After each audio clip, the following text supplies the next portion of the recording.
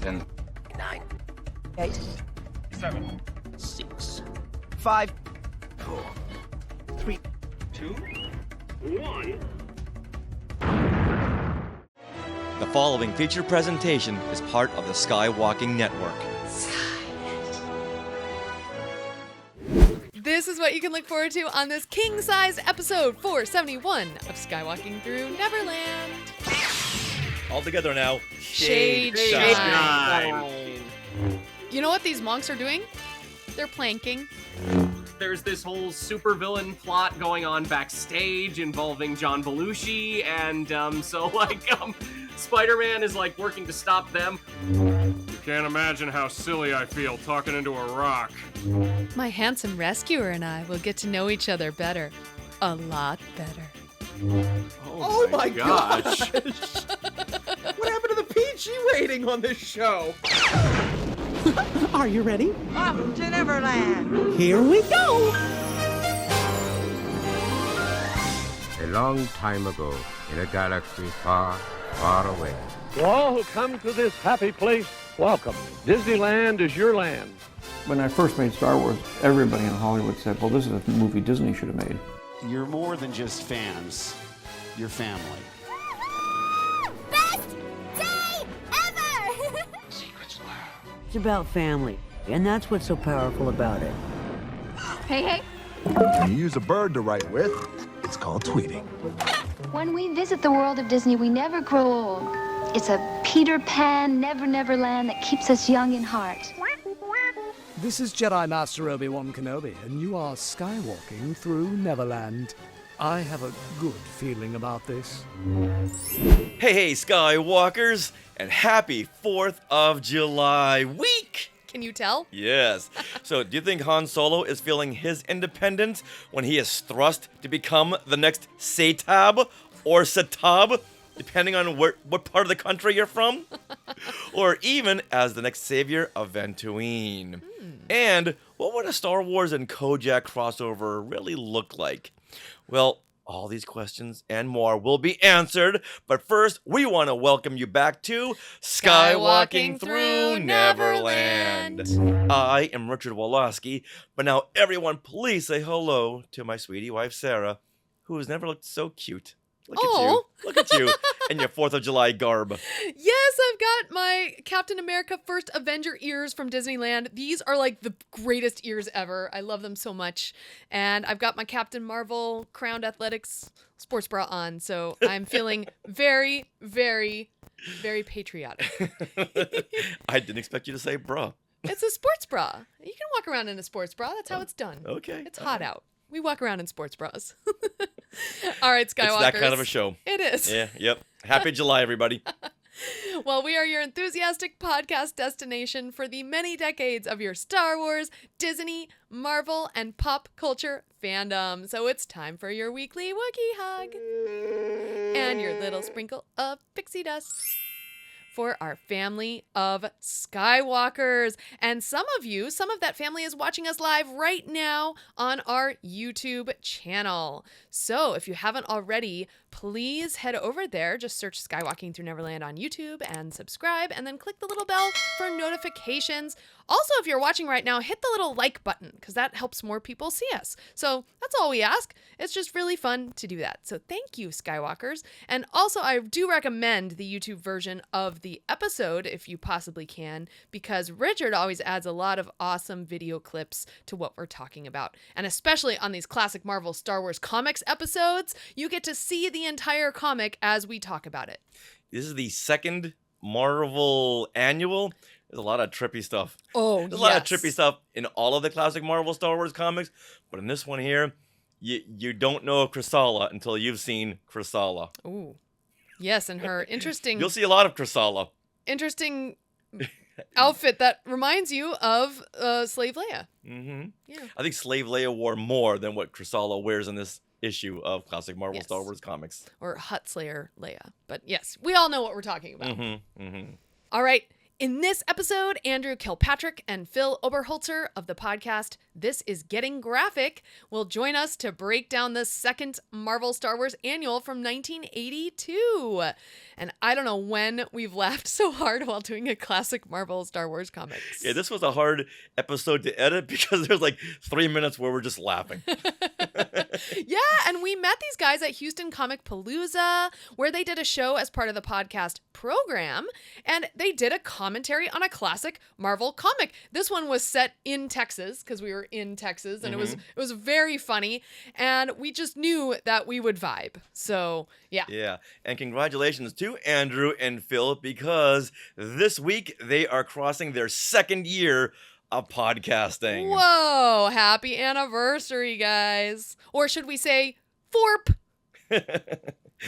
They'll know what that means. Yes. Now, we are being sponsored by Small World Vacations, and they are a diamond-level Disney vacation planner travel agency that can help you book your trip to a Disney park around the world, or on a Disney cruise, or both. And best of all, this service is free of charge, so check it out and tell them Skywalking Through Neverland sent you. All right, we are recording this episode from Long Beach, California on July 1st, 2024. So, Richard, what happened today in Star Wars history? Well, on this date, July the 1st, 1935, well, the world welcomed little David Prowse. So happy birthday to David Prowse on what would have been his 89th birthday.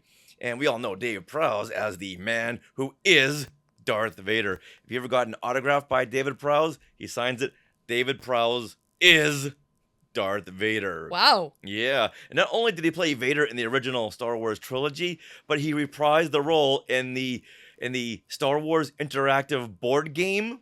Oh, wow. This board game came with a videotape of Vader. And this was David Prowse as Darth Vader once again. A videotape. That was in 1996, but in 1997, he came back for Monopoly Star Wars. Oh, I think I remember this. Yes. Yeah, so that was David Prowse in those two games. I'm so happy that he got the chance to play Darth Vader once again. But before Star Wars, he played Frankenstein's monster opposite future Star Wars co-star Peter Cushing. But beginning in 1975, he had established himself as a prominent icon in the United Kingdom as the first Green Cross Code Man. So this was a character used in British road safety advertising aimed at kids. So it would teach them when you cross the street, you gotta look both ways. Right. And this reminds me of like Smokey the Bear. That was kind of similar with fire safety. This was road safety. Yeah. And kids really being safe. So at this time in the 1970s, kids knew him as the Green Cross Code Man, the superhero. But wait a minute, he's also the biggest villain in the galaxy? That man has got range. And unfortunately, this is another time where his voice was dubbed. Because I won't be there when you cross the road. Oh, no! He just can't catch a break.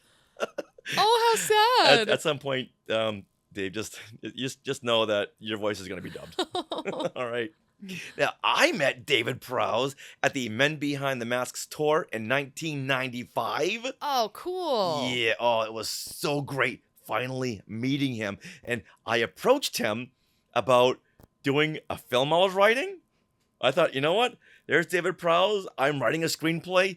This is what better time to ask him to take a part in this film called Cyber Wars than right now. Now, there was a guy in front of me who had like 30 things for him to sign. Oh, geez. So I was like losing my nerve. Oh, yeah. no. And even David Prowse was like, after the 20th thing, it's like, come on, move along. But it's like, wait a minute, I've got to ask him. So here is my David Prowse folder. Okay. And here is my letter of intent. Oh my goodness. From David Prowse. Now this is something you need from like an actor or something to show that they are intending to work on your project. Exactly. So when you go to a production company, they're like, well, who do you have attached to this? You can say, oh, I've got Harrison Ford or Tom Cruise, but it's the letter of intent from the actor that says, I intend, like you said, to be in your film. So this was dated October 1st, 1997, and I actually got a lawyer for my film, Cyber Wars. Oh, nice. So David Prowse wrote out to Heather, regarding Cyber Wars by Richard Wolosky, many thanks for sending the first draft of the screenplay to me. It was very nice to talk to you on the phone today. I was right there in the room with Heather, like, oh my goodness, this is happening. All right, David goes on. I'm very interested in Richard's project, The Part of the Boy's Father, which is a very nice cameo. But if possible, would appreciate a greater involvement in the film as a whole. Huh. Please keep me appraised of the project and let me know. And have the second draft as soon as possible. Yes. Something about that. This is a fax. Yeah. Yeah, it's So, hard to read make this out. fax. And he writes in all caps. Yes. And then here's his signature right here. David And- Prowse. Super cool. And I even had some artwork done for the film. Wow. Look Aw. at that right there. Now what became of the film? It never got made, right? No, yeah. I let it fall into some bad hands. Oh no. So Yes. it never made it out of development hell. Exactly. Okay. Yeah. And Dave Prowse would send me all kinds of fun stuff in the mail. What? And here's some more Dave Prowse letters I got.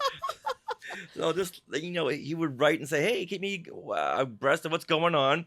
And of course, his part got bigger and bigger and bigger as we went along. It's like, Of oh course. my goodness, I've got David Prowse here. All this fun stuff he would send me. Now would you have dubbed his voice? No.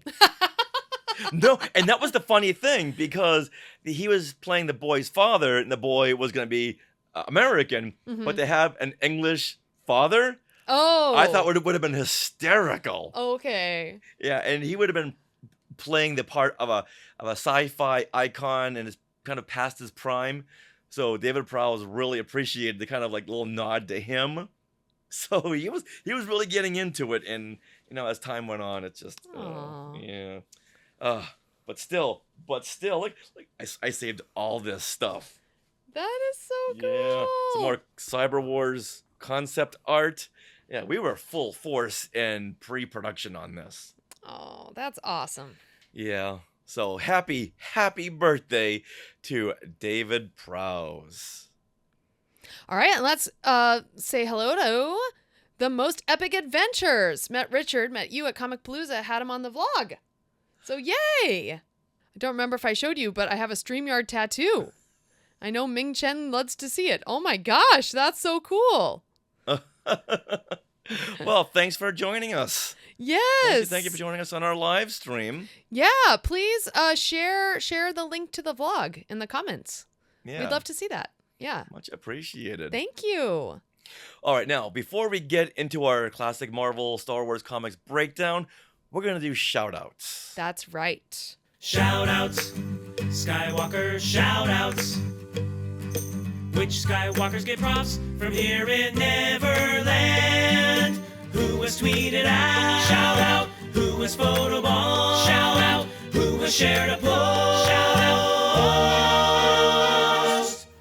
All right, as always, we love shouting out the Skywalking Force. Those are the Skywalkers who make it possible for doing Skywalking through Neverland, coming up on 11 years. 11 years, yes. Now, on a sad note, Jennifer Cole, who was part of the Skywalking Force, she passed away and became one with the Force on June 23rd. Yeah. And we want to thank Jennifer for years and years of support. We met Jennifer many times at Disneyland meetups, and she was very identifiable because she was always the one with a big smile on her face. It was so much full of positivity. You couldn't have met a sweeter person. Always full of fun stories. Yeah, we met her at Friends of the Magic for the first time. Yeah. The Window to the Magic podcast. So Yeah. thank you so much for it was lovely to spend time with you, Jennifer. All right, with that, let's now roll into the Skywalking Force. All right, every month we shout out the Skywalking Force, and so this month we give big thanks to Anthony Kakias, Blessed Cheesemaker, Bryn McKinnon, Carl Fox, Chica Fent, Christopher Marino, Courtney Turkel, Dale Erdman, Dan Boris, Darren Irvine, Dave Kerwin, Don Glover, Derek Beebe, Garrett Sessions, Glenn Stein, Jennifer Cole, Jeremy and Heather Hunt, John Liang, John Zancanaro, Julie Caruana, Julie Gildersleeve, Cato Toby Ryder, Kelly Turkel, Laura Bryce, Leanne Nelson, Meredith Duckworth, Michael Corbett, Michael Knipp, Mike Ward, Nancy Steinman, Patrick Pine, Patty Hammond, Peter and Norma Heitman, Reynold Gobey, Patty Nazarian, Robert Avia, Scott Carmichael, Scott Hume, Tim Knight, Wesley Meecombs, and Wynn Patterson. Patterson. So thank you to one and to all, and thank you once again to Jennifer. Fly free, Jennifer. Second star to the right, and straight on till morning. Now let's get into classic Marvel Star Wars Comics Annual number 2 from 1982. In this issue, Han is looking to score some Sansana spice. Wait a minute, that sounds familiar. It does. Rings a bell. Anybody here know Sansana spice? So doing this breakdown couldn't have come at a better time. We were just rewatching the Book of Boba Fett, an awesome series. It really is. Rewatch it again, you guys. It's so fun. And in Chapter 2, the Tribes of Tatooine, right after Boba Fett and the Tusken Raiders derail the Pike train, Boba asks the Pike leader if they are carrying spice. Not just any spice, Sansana spice. Are you carrying spice? What do you mean by spice? Sansana spice from the slave mines of Kessel. What does spice look like? Like that. Which ties in, once again, to this issue because Han says many times that he's looking to score some Sansana spice. So when we heard it on Boba Fett, it's like, wait a minute. So once again, this couldn't have come at a better time. The timing was perfect. But wait, there's more. What? Well, digging more into the research of Sansana spice, we found that the spice was also used in the Clone Wars. What? So here's a clip from the episode The Revival from season 5. Pure Sansana spices. Oh, no, be pleased.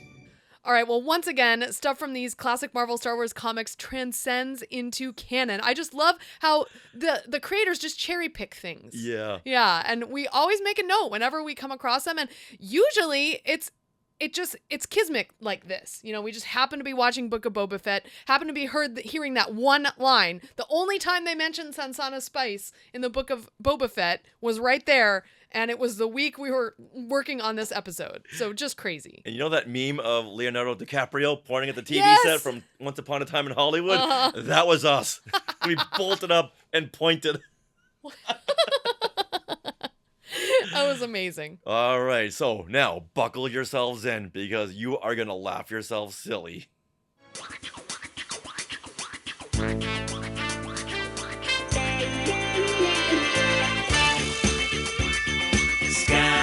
Skywalking through classic Marvel. Skywalking through classic Marvel comics. Imagine an alternate universe where another set of podcasters were also breaking down classic comics. Well, that universe just collided with ours. We are so excited to have Andrew Kilpatrick and Phil Oberholzer of the podcast This Is Getting Graphic to help us break down this second Star Wars annual. Hey, Andrew and Phil. Greetings, folks. Hello, how are we doing tonight? We are doing great, and we are so excited to have you. We knew when we saw your podcast show at Houston Comic Palooza where you broke down a classic Marvel comic. Sarah and I said, we got to have these guys on our show. We got to have them and their wackiness. And their wacky energy, right? Yeah. Wackiness is a good word for what we do. I will say that. Absolutely it is. So tell us about what you do. Tell us about your podcast, This Is Getting Graphic. So our show, This Is Getting Graphic, is, as you said, all about talking about the wildest and wackiest that comic books and graphic novels have to offer. Our show functions with me being the primary storyteller. I bring the comic onto the show, and I discuss it with Phil. We break it down, we talk about the art, we talk about the history and everything. And Phil knows absolutely nothing about the comic that I am bringing onto the show. So that is the truth. Yeah, so every one of his reactions totally 100% genuine.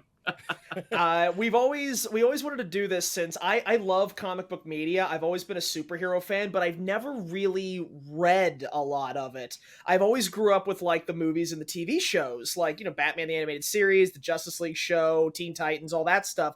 But I never actually sat down and read the comics.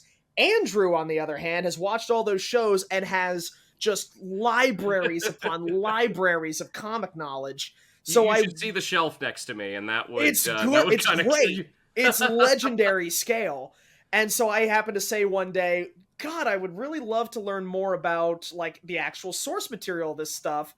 And Andrew said, well, I can help you out with that. And we went back and forth for a bit, and we noticed, like, as we were talking about stuff, we were cracking jokes and laughing a lot. And then one day we went, should we record this? And the rest kind of is history. Pretty much, yeah. So we were also roommates in college. So like we'd been looking for a project like this to do. We'd always worked really well together. So we'd been looking for a project like this to do for the longest time. And now we do it, and we do it every 2 weeks, and it's very exciting. How long have you been doing the show? It's 2 years officially now. Oh, it's almost 2 years. July 4th will be 2 years. July 4th, 2022 was our first episode, which was on the very first Superman story ever in Action Comics #1. So which is a roller coaster if anyone hasn't read it. Highly recommend it. That's a bonkers story. This is another similarity between us and you guys, because I had a deep, hardcore fascination with the Marvel comics, and Sarah's, she's never read them before. I prefer novels and books and using my imagination. It's hard for me to read a comic. I don't know, because I have to, like, split my time between the narration and the pictures. I can't, I get put them together. Yeah. So. Yeah, and that's, you know what, I'm very hardcore, but I didn't start reading these comics until, right, you know, like the mid-'80s, when there was so little Star Wars. The world was Star Wars dehydrated. So I thought, I'll go back and read some of these comics, because I was like the kid that liked to look at the pictures or see the movies. But then, I'm not sure when it really started. Were you a teenager? Between us. Where I said, hey, let's break down these classic Marvel Star Wars comics. And we had a Star Wars artist named Randy Martinez come and join us. And I think it just kind of snowballed into something big. Right. And we just kept going on and on and on. Yeah. And it's just so much fun to see Sarah's first-hand reactions to these very trippy comics. Absolutely. I will say that at this point, we have not covered any Star Wars on the show ourselves. But I keep telling Phil that there is a list which exists that has like so many stories that we're going to cover at some point. Just that cartoon gag of like unrolling the parchment and it just hits the floor and rolls out the door. That's what I've been told the list is like. Exactly. Yeah. So there are quite a few Star Wars stories on those lists. Some of them from this very series. So yeah. Good. I have more to look forward to from this one. Absolutely. Yeah, this is definitely a way to hook you guys in. But speaking of hooking, if we were to hook someone with your show, which episode would you recommend to them first? Oh, God, first? I think okay.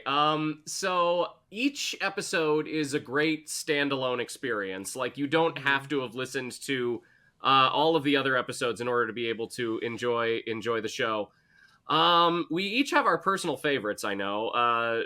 Phil, what do you think yours is? I'm still thinking. I don't know if I can pick just one, but I think I've got like a top 2 or 3. We were just having this conversation the other day, and when we first started out, it was a little clunky when we were trying to figure out like how we wanted to get like the format down and whatnot. The episode where I think we really hit our stride and found a good formula for what we do was when we covered the comic Batman Ghosts. It was our yes. first Halloween episode, and it was Batman, without giving too much away, it's Batman being visited by a group of spirits. And Andrew pulled a very good Halloween prank on me on this one, because for a week he teed up that's like, oh, I know you love horror. I got a great horror comic for you, and it's a Batman comic. You love Batman too. And I was so like, I was all curled up in my seat, really like, I'm ready to get scared by Batman. And then things started going, and throughout the episode you hear me like, Andrew, what is this? What have you brought me? What are we reading? It almost sounds like A Christmas Carol meets Batman. You may have. I mean, you said he's visited by spirits, right? You may have just sussed out the twist right there. Whoops. And you got it a lot quicker than Phil did. Literally, there is I'll give this one away since you guessed what this ends up being. There's a part in the comic where Bruce sees the spirit of his father, and Thomas Wayne is locked in chains with all these, like, lock boxes behind him. And that was the point where I went, Andrew, what is this? I went, that looks very similar to another ghost a lot of people know. And he's like, oh, isn't that funny? Well, anyway, so Jacob Marley. How funny. Batman Ghosts is definitely one I would recommend. Another one I would recommend, I can't remember the exact name of the comic, but we covered a Spider-Man comic where Aunt May gets engaged to Dr. Octopus. Wow. All right, I'm looking at your list of shows right now. I'm bookmarking them. Now is this the hot Aunt May from the new timeline? No. The Marissa Tomei. No, we got Okay. the original Marvel. It's Grandma May. Okay, Grandma May. No problem. That one is one I think we really had a good flow in, and there's a part where I am like shrieking with laughter at one point, where you can hear me in the background like yelling with laughter. That really got me. So that's number 2.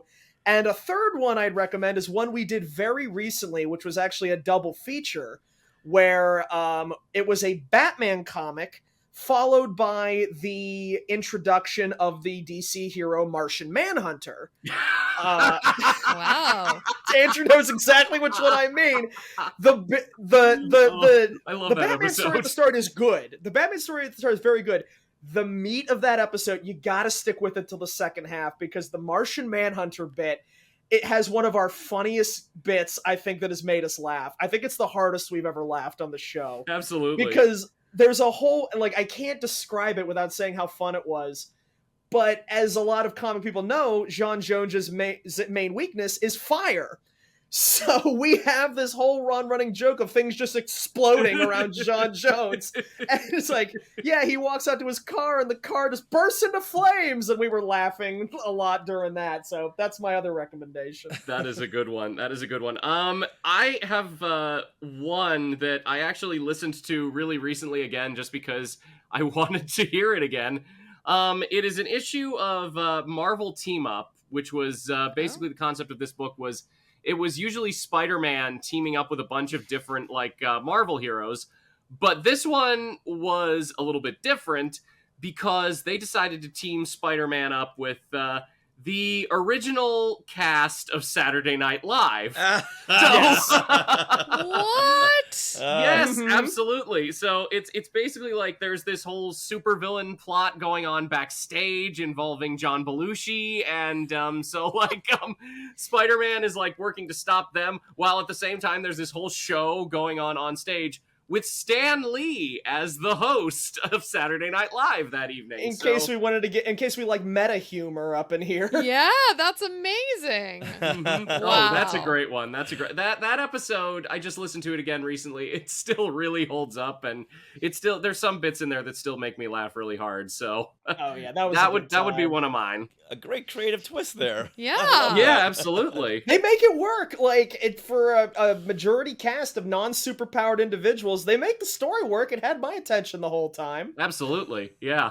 It's so much fun. Like, and just There's so much insanity to be found in not only classic, but also we've done some modern comics from both Marvel and DC. Okay. There's still some weird stuff that happens, and it's so wonderful. We have a great time with it. Speaking of team-ups, I'm sorry if this is dragging on way longer than we originally anticipated. I've got 2 more recommendations that I'll make super quick that are a pair of team-ups.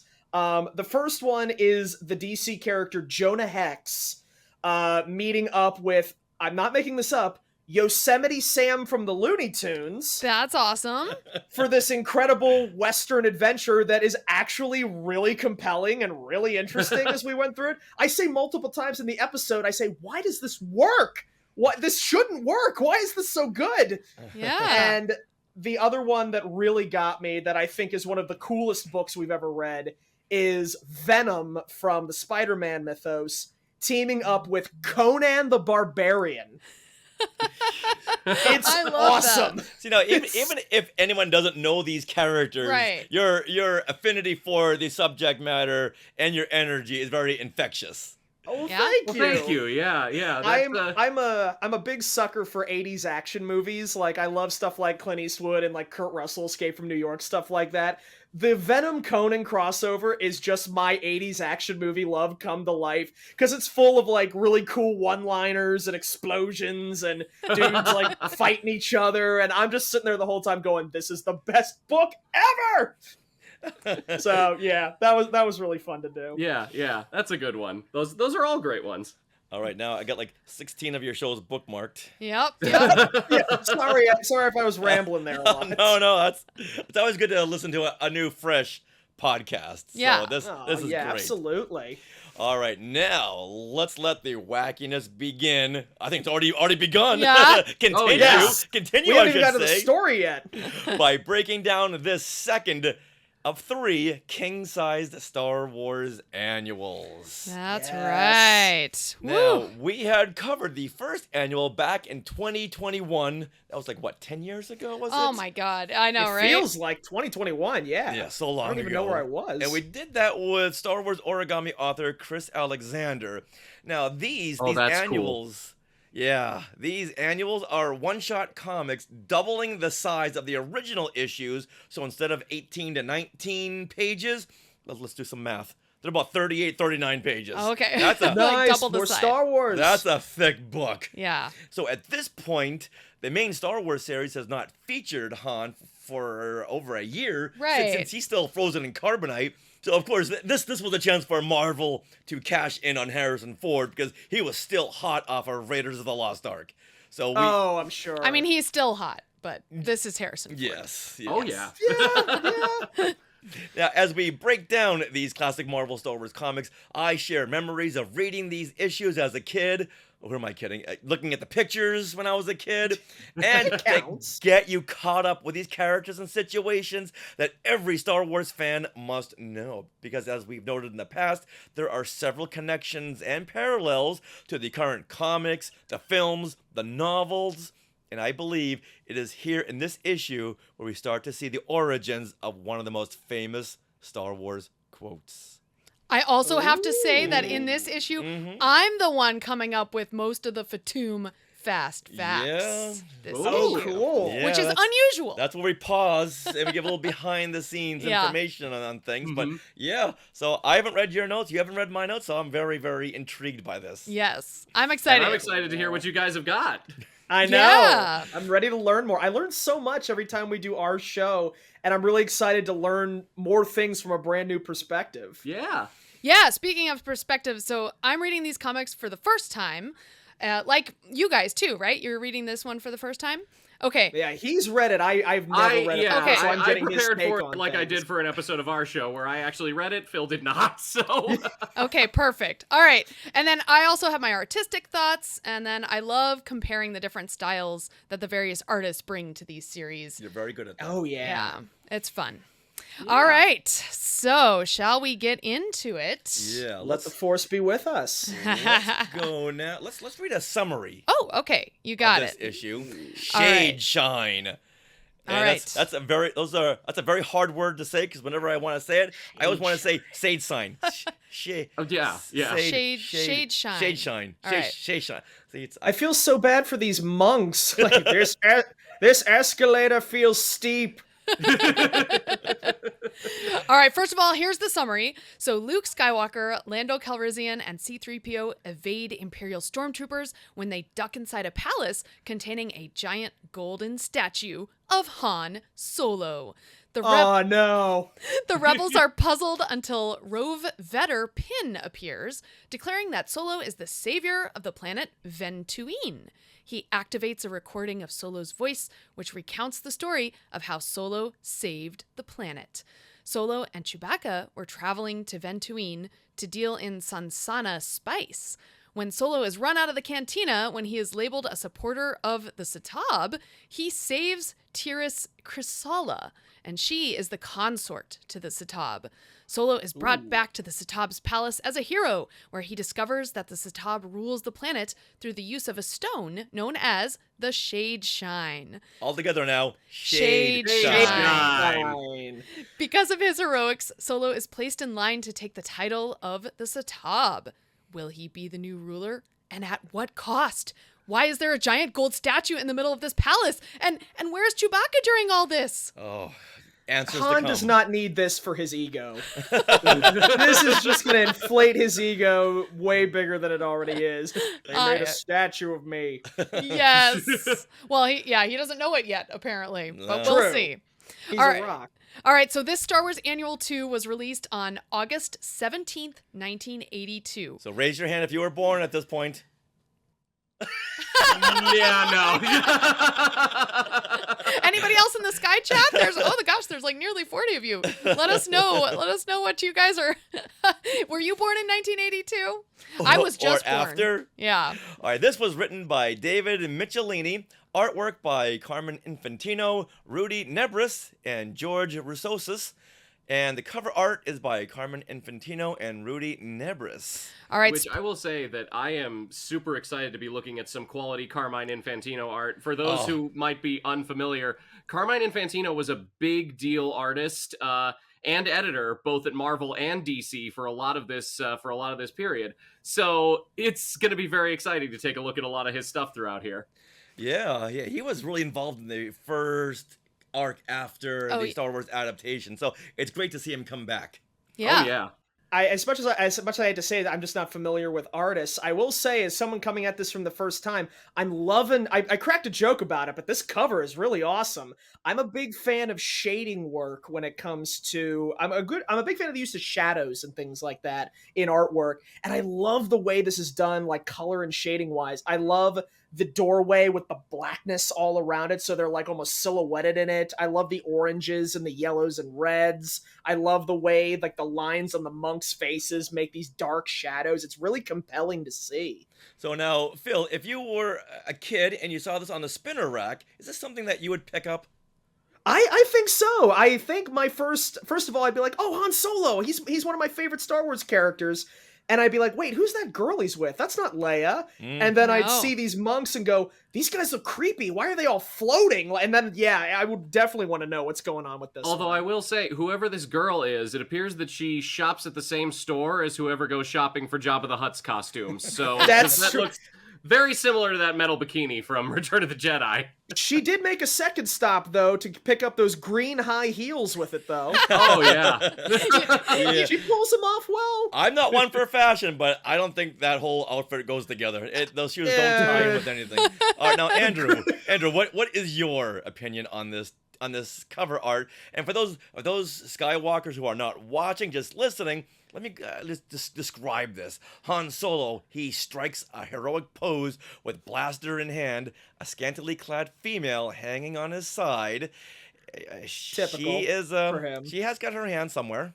And there seems to be several floating monks inside of this darkened room. There's not even dialogue, not even an issue title. It's just a lot to be strung together with your imagination. Right, yeah, there is no words on here. That's very unusual for a Star Wars rare. Marvel comic cover. Is this how Force users sleep? Is Well, this good for their backs? Have you guys been seeing The Acolyte? Yeah. Oh, yeah, actually you know haven't. what? I have Yeah, not that's a started good yet. point. That's Yeah. a good point. Torben. Master Torben. Yeah. Master Torben, yeah. Okay, see, there's another parallel. Yeah. There we go. So I will say, what I like about this cover is it also strikes kind of a parallel with those old, like, science fiction pulp stories that they used to, they used to have a lot of covers like these in, like, the 40s and 50s kind of sci-fi magazines where, like, you've got this person standing heroically, you've got this admittedly scantily clad woman, and you've got all this weird stuff going on all around them and stuff like that. So that's what it kind of reminds me of here. And they were eye-catching enough for the 40s and 50s. It's eye-catching enough now. Yeah. Yeah. You know what these monks are doing? They're planking. Oh, We're doing the new TikTok craze. pulling out a reference from 2010. Yeah, no kidding. But these monks are taking it to a whole new level. Yeah. It's like, we don't need no Seriously. plank. We are the Man. planks. I really want a series of Jedi making viral videos now. Yeah, no kidding. All right, Skywalkers, if you're watching this cover, if you're watching this right now, please share in the comments what you think of it. All right, Sarah, what do you think of this cover? Okay, so when I first saw this cover, the image that came to my mind was the Star Wars Hildebrandt poster. Which contains Luke holding that lightsaber straight up and then Leia on the side with the blaster. And here, I mean, they're kind of like switched, but Han is kind of in the Leia role, sort of. I don't know. Like, to me, that's what it reminded me of. And I think the it's composition because you're of the going doorway, for. too. Mhm, yeah. The doorway on that cover really made me think of that. So, yeah, I like that. And I feel like those artists must have been smoking something because you... What? What? I see Darth Vader in the sky! Sarah, this is the 80s. People didn't do that then. Oh, that's right. Yeah, they just sniffed stuff. Okay. All right. Now you're getting somewhere. Yeah. Welcome to the 80s. But yeah, these monks are just defying gravity. I really like the colors, like you said, Phil. Those colors really pop to me. And and again, Andrew, I have to echo those green shoes. That's a bold choice. That is a choice. Yeah, these pointy green heels. It's very out of place in the Star Wars universe, but she is rocking them. Yeah. You know what? Is this the first time we're ever seeing stilettos in Star Wars? I think so, because usually they wear boots. Yeah. Right? I was going to say, this is like the first time. I don't know if I can think of a Star Wars character off the top of my head that wears like high heel shoes. Right. Yeah, Richard, we'd have to go back to the comic of our previous episode with those Ameza? girls. Yeah, Ameza. okay. But then the girls in the blue women, right? In the cantina. Mm-hmm. Yeah, I don't know what kind of footwear they were. Yeah, that's what I'm thinking. Oh, that's true. If we didn't Never see saw their their feet, it didn't happen. Yeah. Fair. No proof. Exactly. All right. Now, for me, Yes. I got to say, I'm kind of differing with all of you over here. Okay. Because of all 107 issues of the classic Marvel Star Wars comics and the 3 annuals all tied together, I think this is my least favorite cover art. Oh, no. I know, Okay. and I'm sorry. But nothing about floating monks grabbed me when I saw this on the spinner rack at the store. Yeah, to me, these look like Kojaks, all surrounded, floating there, surrounding Han Solo. So Not even the girl? no, I just couldn't get there. And if they were like floating alien monks, maybe that would have intrigued me. Yeah, you really Yeah, like but aliens. This does just look kind of like Charles Xavier wearing a Snuggie and walking up a wall. So I get where you're coming, and we're Peter Pan shoes now that I'm looking a little closer. So for you, it's Xavier. For me, it's Kojak. And I always thought Kojak was a boring cop show. So I saw these, I thought, And now there's 6 of them. yeah, and more. And I speaking of the girl, I thought Marvel was playing it really safe with her and all her high heels and these little tiny mermaid shells over her chest. Now, I know most of the Star Wars audience was about 13 at this time, and Marvel wanted to sell more copies. All right, I get to hand it to them. They knew what they were doing, but I just felt like this was pandering when they didn't need to. You know, in this day and age, when you see a celebrity taking a picture with a female fan, they have to have their hand hovering above their shoulder. Ah. Look, Han is way ahead of the curve here. He's like, I do not want a lawsuit. My hand is out where everyone can see it. Right here. I am not putting my hand on anything. Where her hand is like all over his chest. We don't know where her backhand is. No, we don't. But Han does not want a lawsuit. Okay, so Han, you're thinking. Okay, you're thinking. That's why he's making that face. He's like, "Stop it! We're gonna get in trouble." Yeah, not you, me. So one of these monks is gonna put this on TikTok, and I'll be canceled. Oh boy. I'm riding high on Raiders of the Lost Ark. I can't afford this right now. All right. Well, Richard, you posted this picture on Facebook, and so we have some comments. Yes, from we asked all of our Skywalkers to weigh in. Yeah. Ooh. So here we go. So Patrick Izzo said, "How did Sofia Vergara get on the cover with Han?"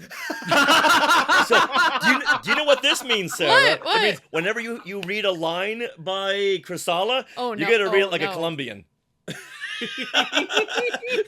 Challenge I accepted. There's a lot of times when she's gonna speak and to forward the plot, and you need to read Can that. I default to my Russian accent because that's what I got? I'm sorry. Hold on, Andrew, Phil, what do you say? They say no. They say no. I say, are Russians from Colombia? No, they're not. I mean, some might be. I don't know.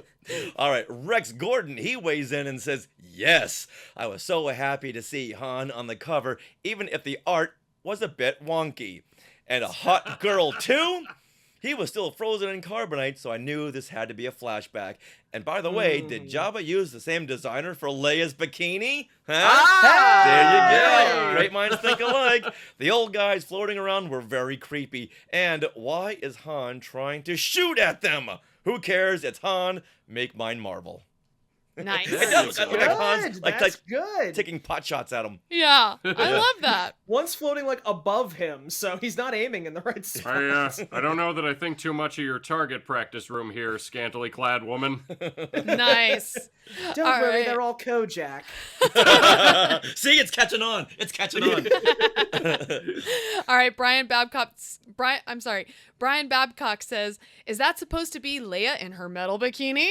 Yeah, see, we're all pulling there. Mm-hmm. All right, Matt Schott says, Star Wars crosses over with Kung Fu, and Han discovers the Sholon monks floating in the monastery. Oh my god, I would love a comic where Han learns Kung Fu. That'd be so cool. All right, and then Carlos Esteban Munoz says, "So those guys in the red robes, they're the anti-Life Day monks. They're all about Death Day." And okay. I like that one. All right. Yeah, I don't know. So, and they all go around doing bad reenactments of possum fake deaths.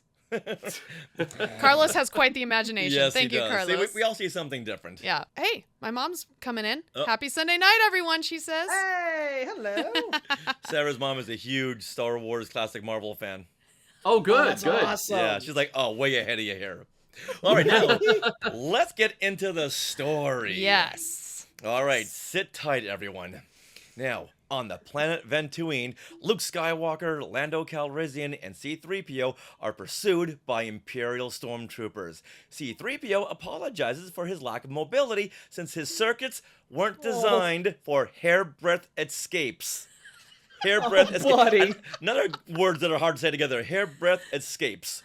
Yep. The three duck into a building, and suddenly Lando is wearing Batman's cape. Now, are you referring to this bottom Look left? at that bottom left-hand Yeah. panel. Look at how Batman's got those, what do you call them? Those Scallops. Like the ridges? Yes. Scallops, yes. ridges. That's what he's wearing right there. Yeah. Man, I need more scenes of Lando doing like the dramatic cape swish.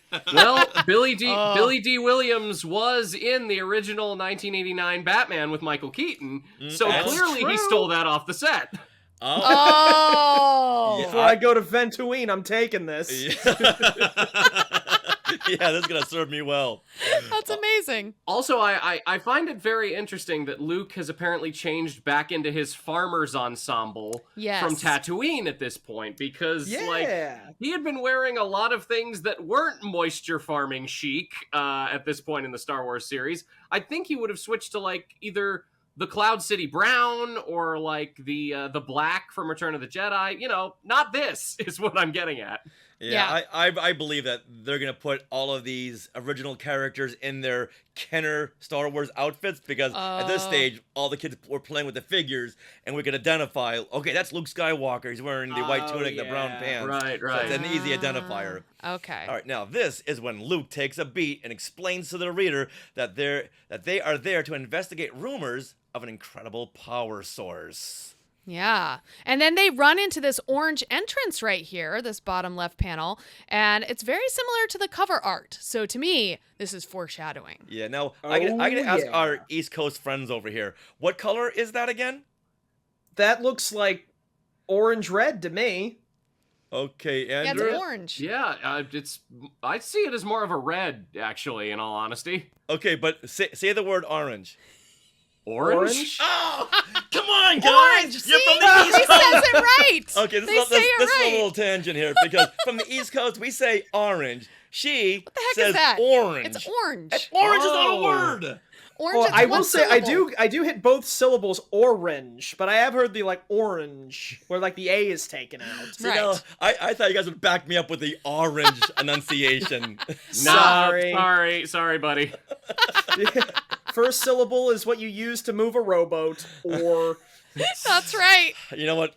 I'm gonna cut this part out anyway. No, we're not. It's live. We can't cut it out. you're edited out of the show. Oh man! All right, now look at this bottom panel. Looks like Luke is aiming his blaster at 3PO's head. You're gonna tell me where those other droids are. Yeah, and you know what? Maybe this will help you with your hairbreadth escapes. I can't say those two words together. Hairbreadth escapes. I think you're supposed to say hair's faster. Hair's breadth. I don't know. That's what it says right here in the dialogue. What do you guys say? Skywalker's in the Sky Chat. What? Well, it says it right Hair's there. breadth. I'm saying I know. how it's written out there. I know. All right. Now, Luke hopes they don't run into any more surprises. Cue the surprise. Flanking monks? Oh! A giant glittering gold statue of Han Solo. And Lando says exactly what I said. He doesn't need this for his ego. Melt it down before he finds it. Yeah. All right. For those of you who aren't watching this right now, I'll explain the splash page here. So we get this great long shot and high angle of a temple in ruins. There's piles of rubble everywhere, crumbling columns and rockwork, and there's several cobwebs that are featuring prominently in the space. It's really cool. Yeah. And all the ground is these cool tone purples, blues, muddy brown. But standing in the center is this gigantic statue of Han Solo. It's wrought in gold. It's very shiny, like it's brand new. It's almost gold white is what they have here. And then at the very far foreground bottom, we see 3PO, Luke, and Lando standing dumbstruck. And Luke says, it's Han Solo. Well, look at this lighting Thanks for clearing scheme. that up. We don't know any other Hans. Yeah. Did you mean Han Jones? Were you talking about Han Ford? Han Book? Han Alfalfa? Han Book. Oh my God, that's so funny. Han Felfa? Also, they did him in this great Superman pose here. So like, yeah. Oh, this is. Yeah. Somebody had fun with this. He should have had his arms crossed. Like the Han Solo we see in all of the publicity stills. Yeah, but this looks really they never cool. get the nose right. Yeah. Yep, exactly. All right, now you have a Fatum Fast Fact I here. do. It's time for Fatum Fast Fact. So this is something that is connecting with the Star Wars universe now as we know it. And I feel like this setting may have inspired a High Republic novel, Into the Dark, by Claudia Gray. And this is really cool because this whole novel takes place on an abandoned space station that is overrun with plant life, which we later learn is sentient plant life that's bad. But But it also, like here, I'll show you, there's some comics here. So there's some comics that also take place in this same Maxine station, and it looks very similar. And within the station itself, there are these statues, these ancient statues as well. Now, they're not statues of Han Solo. They're statues of like ancient Jedi or Sith or something. But what happens is they remove the statues in the novel, and all of a sudden unleash the plant life, because I guess the statues were there protecting, like making, like basically harnessing the dark side so it didn't get out. So this means that if we take out the Han Solo statue here, it's going to be like The Last of Us up in here. Like, yes. Everything's gonna... Absolutely. It's like, wait a minute, is that Pedro Pascal in there? and he's holding Grogu? Yeah. So, dude, Han Solo versus the Mandalorian, that's the crossover I want.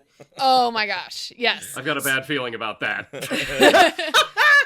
Well done. But I was like, I like knocked me off my seat when I saw this page in the comic, because it really reminded me of my image in my head of that Amexine station from Into the Dark. Oh yeah, it's right there. Yeah, that is cool. As we know that the authors at Lucasfilm, they'll go through some of these pages, some of these classic Marvel Star Wars comics, and take a little bit of this, and a little bit of that, and a little bit of this. Yeah. So you know what? We gotta tweet out to Claudia Gray. Yeah, absolutely. Mm-hmm. Hopefully she's on not Twitter. What's the other one now? XYZ. No. XLMNOP. Yeah. Hopefully she's on some platform. MySpace. You're thinking of MySpace. Yeah, that's it. There we go. You're thinking of Carrier Pigeon? MySpace. Yelling out your front door? Yeah. All right, now, back to the story.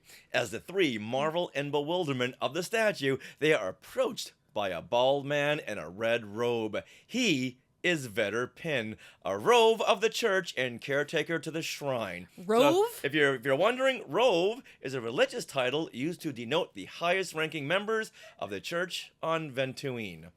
That's cool. Thank you. Also, Andrew, you made a joke about these monks wearing Snuggies earlier. That's a Snuggie. That is a Snuggie. That is absolutely a Snuggie. Oh, I think they watched the holiday special and said, oh, red Snuggies, that's where it's at. Yeah. Absolutely. That is the fashion of the future.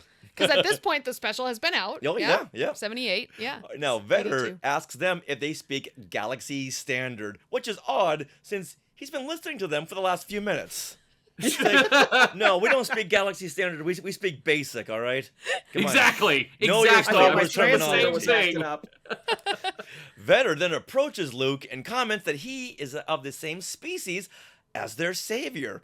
Luke replies, Han? Are you kidding? Fair and valid response. Very, very. At this point in the series. Mm-hmm. Now, Wow. Vetter explains that Han saved them from the evil rain and the deadly Shadeshine. Say it again. Shadeshine. Shadeshine. Shadeshine curse. Oh. Now, Shadeshine catches the attention of Lando since that is the weapon they came looking for and asks to hear more about it.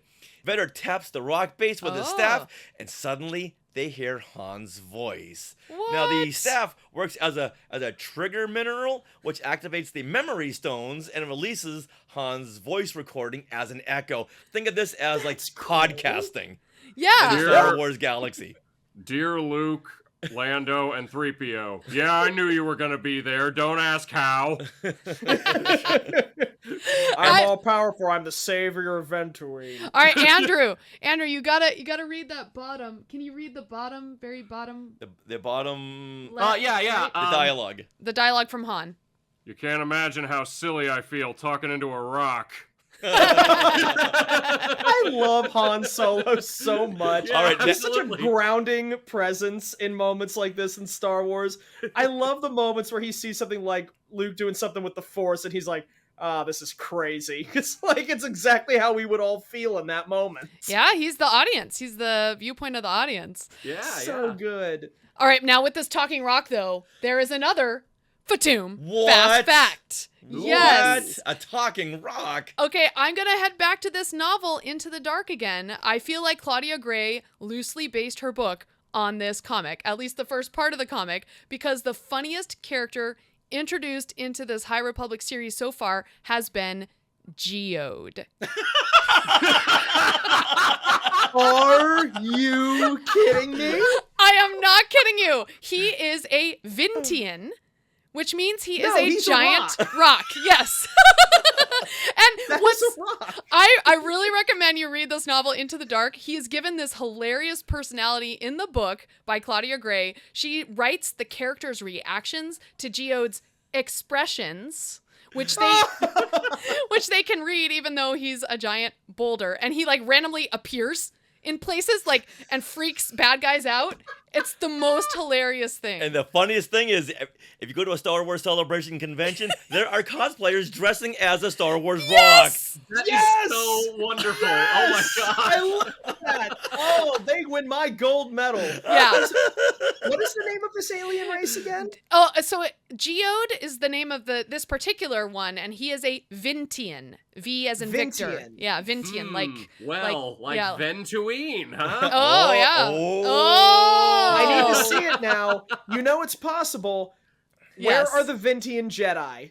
Yeah. Oh, that would be so I great. want a robe on that rock. I want a lightsaber wedged into a crack on the side of the rock. Every so often in the temple, you just hear... the guy's like on his way to something or other. May the force be with you, Master Geode. He said it back. Well, we haven't seen the last 4 episodes of The Acolyte yet. Yeah, You who never knows? know. Oh, yeah. But will this drive the fans crazy? Oh, what gender is this rock? I'm upset. I don't want anything to do with this. They use they, them pronouns. Yep. Oh my god. Okay. Actually, one of the characters has like a crush on him, Geode, in the novel High Republic. It's so Now you're making tongue-in-cheek. things up. No, that's great. it's the cutest thing. Like Claudia Gray, her writing is so great. I do find it really funny that somebody... It just tickles me. Somebody being in love with a giant rock and with a giant boulder, and it's called a crush. Yeah. Well, you know, clearly beauty is only stone deep.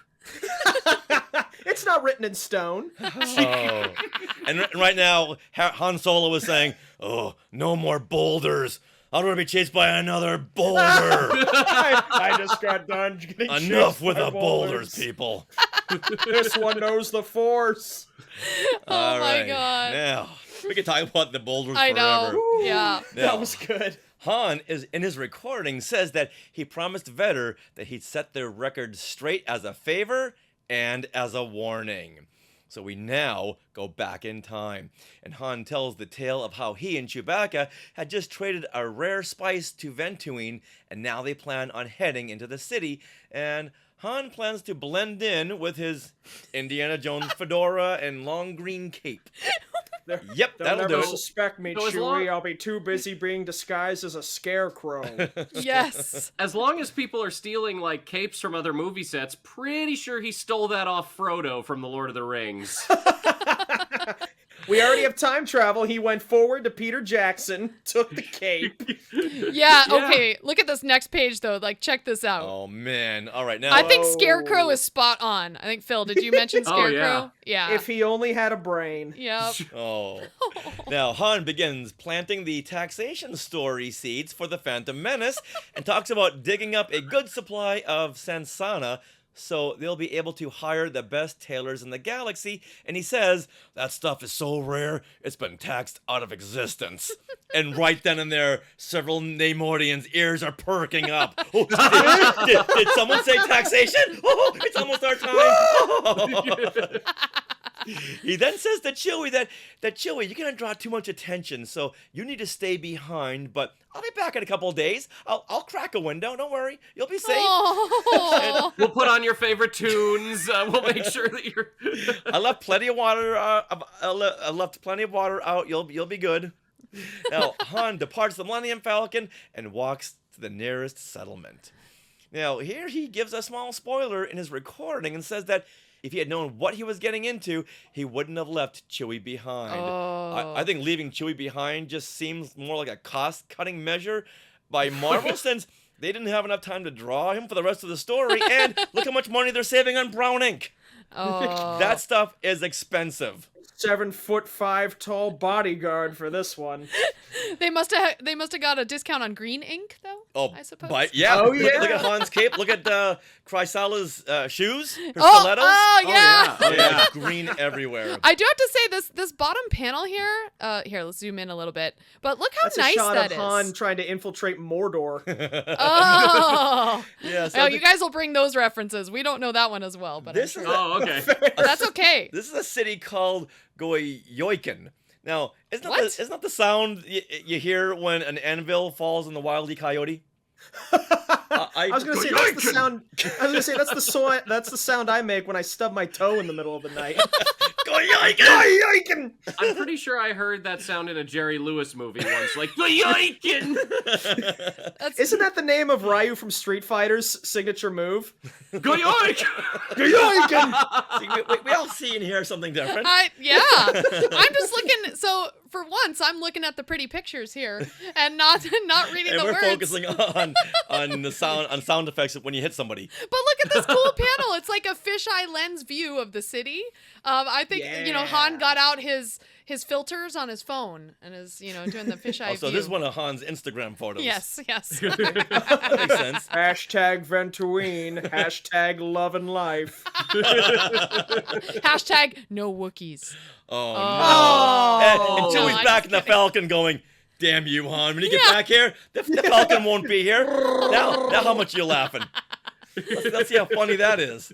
All right, now, as Han is about to ask for directions, he catches sight of something that sets the tone for the rest of his stay. 3 thugs in loincloths holding spears march through the town. They yell at Vetter, who is crossing the street, out of the way, churchman. Wait, hold on. Phil, why don't you take this line right over here?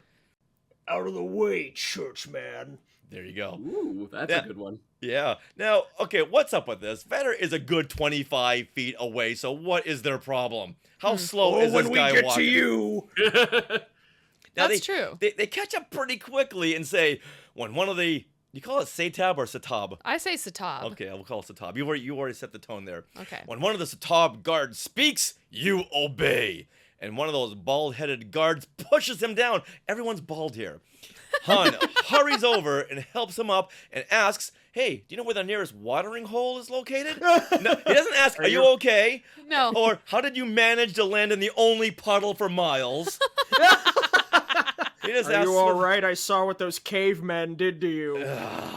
and where's your lollipop there, Kojak? I'm sorry for all the Kojak references. I think we said Kojak more time on this show than ever before. Kojak was a 70s police show. Telly Savalas always had a lollipop. I keep forgetting this because Kojak does not sound like a police name. I don't know why. Okay. It doesn't. It sounds like a camera company. Yeah, it does. It does. Oh, it's a Kojak moment.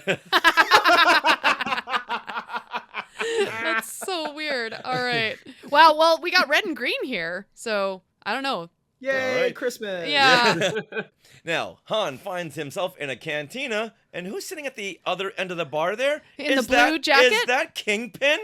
I was just thinking the same thing! Wilson Fisk! God, his empire does stretch far. That does? Oh my god, I never noticed that on the first read.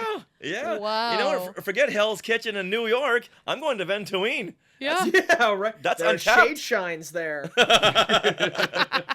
And of course, what do you see around the bar? Go ahead and say it. More bald-headed thugs. More Wilson Fisks. Yeah. Why does Marvel not want to draw hair in this issue? I don't know, except for Han. Except for Han, yeah. That's and Han's wearing a hat. They even let Chewbacca back. No more hair for Chewbacca either. And they gave Han a hat. Yeah. Less hair. How odd. I think they're trying to say something in this issue about hair. All right, now Han asks the barkeep where he can get his hands on some illicit spices like the sansana. Real subtle there, Han. All right. Hey, kids, look. Han's looking to score some drugs. Yeah. How do you do, fellow kids?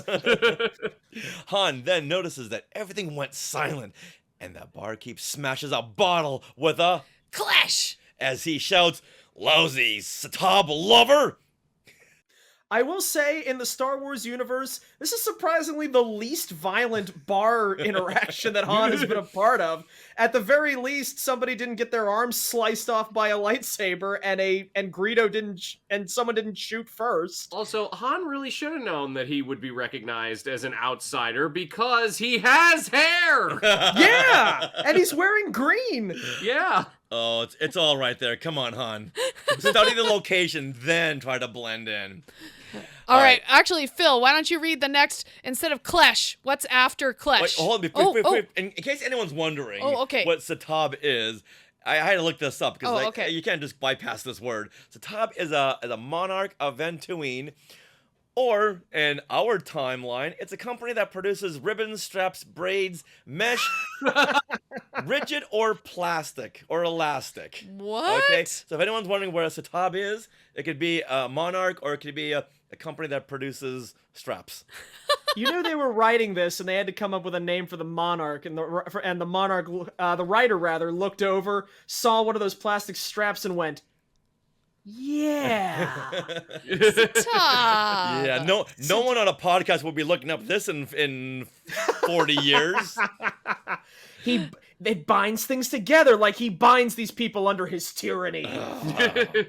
There you go. Yeah, oh, wait, is that product placement? Is this the first No, Star I am Wars not product sponsored by placement? Satab. No. All right, so then now, Phil, this is your turn. Han then smashes a bottle on the barkeep's head with a... planche. Very good. That's the way I love the SH at the end. That's the way I heard it in my head. Me too. Han then races out of the cantina with his cape flowing in the wind. The bar thugs are hot on his tail, but he tries to lose them in a crowd. The crowd is caused by Chrysala. I say Chrysala. Chrysala? Because Okay. he calls her Chris later. Oh, okay. Yeah. Chrysala, we got it. Tyrus of Tyrus of Ventuine and chosen ward of the all-highest Satab. Satab.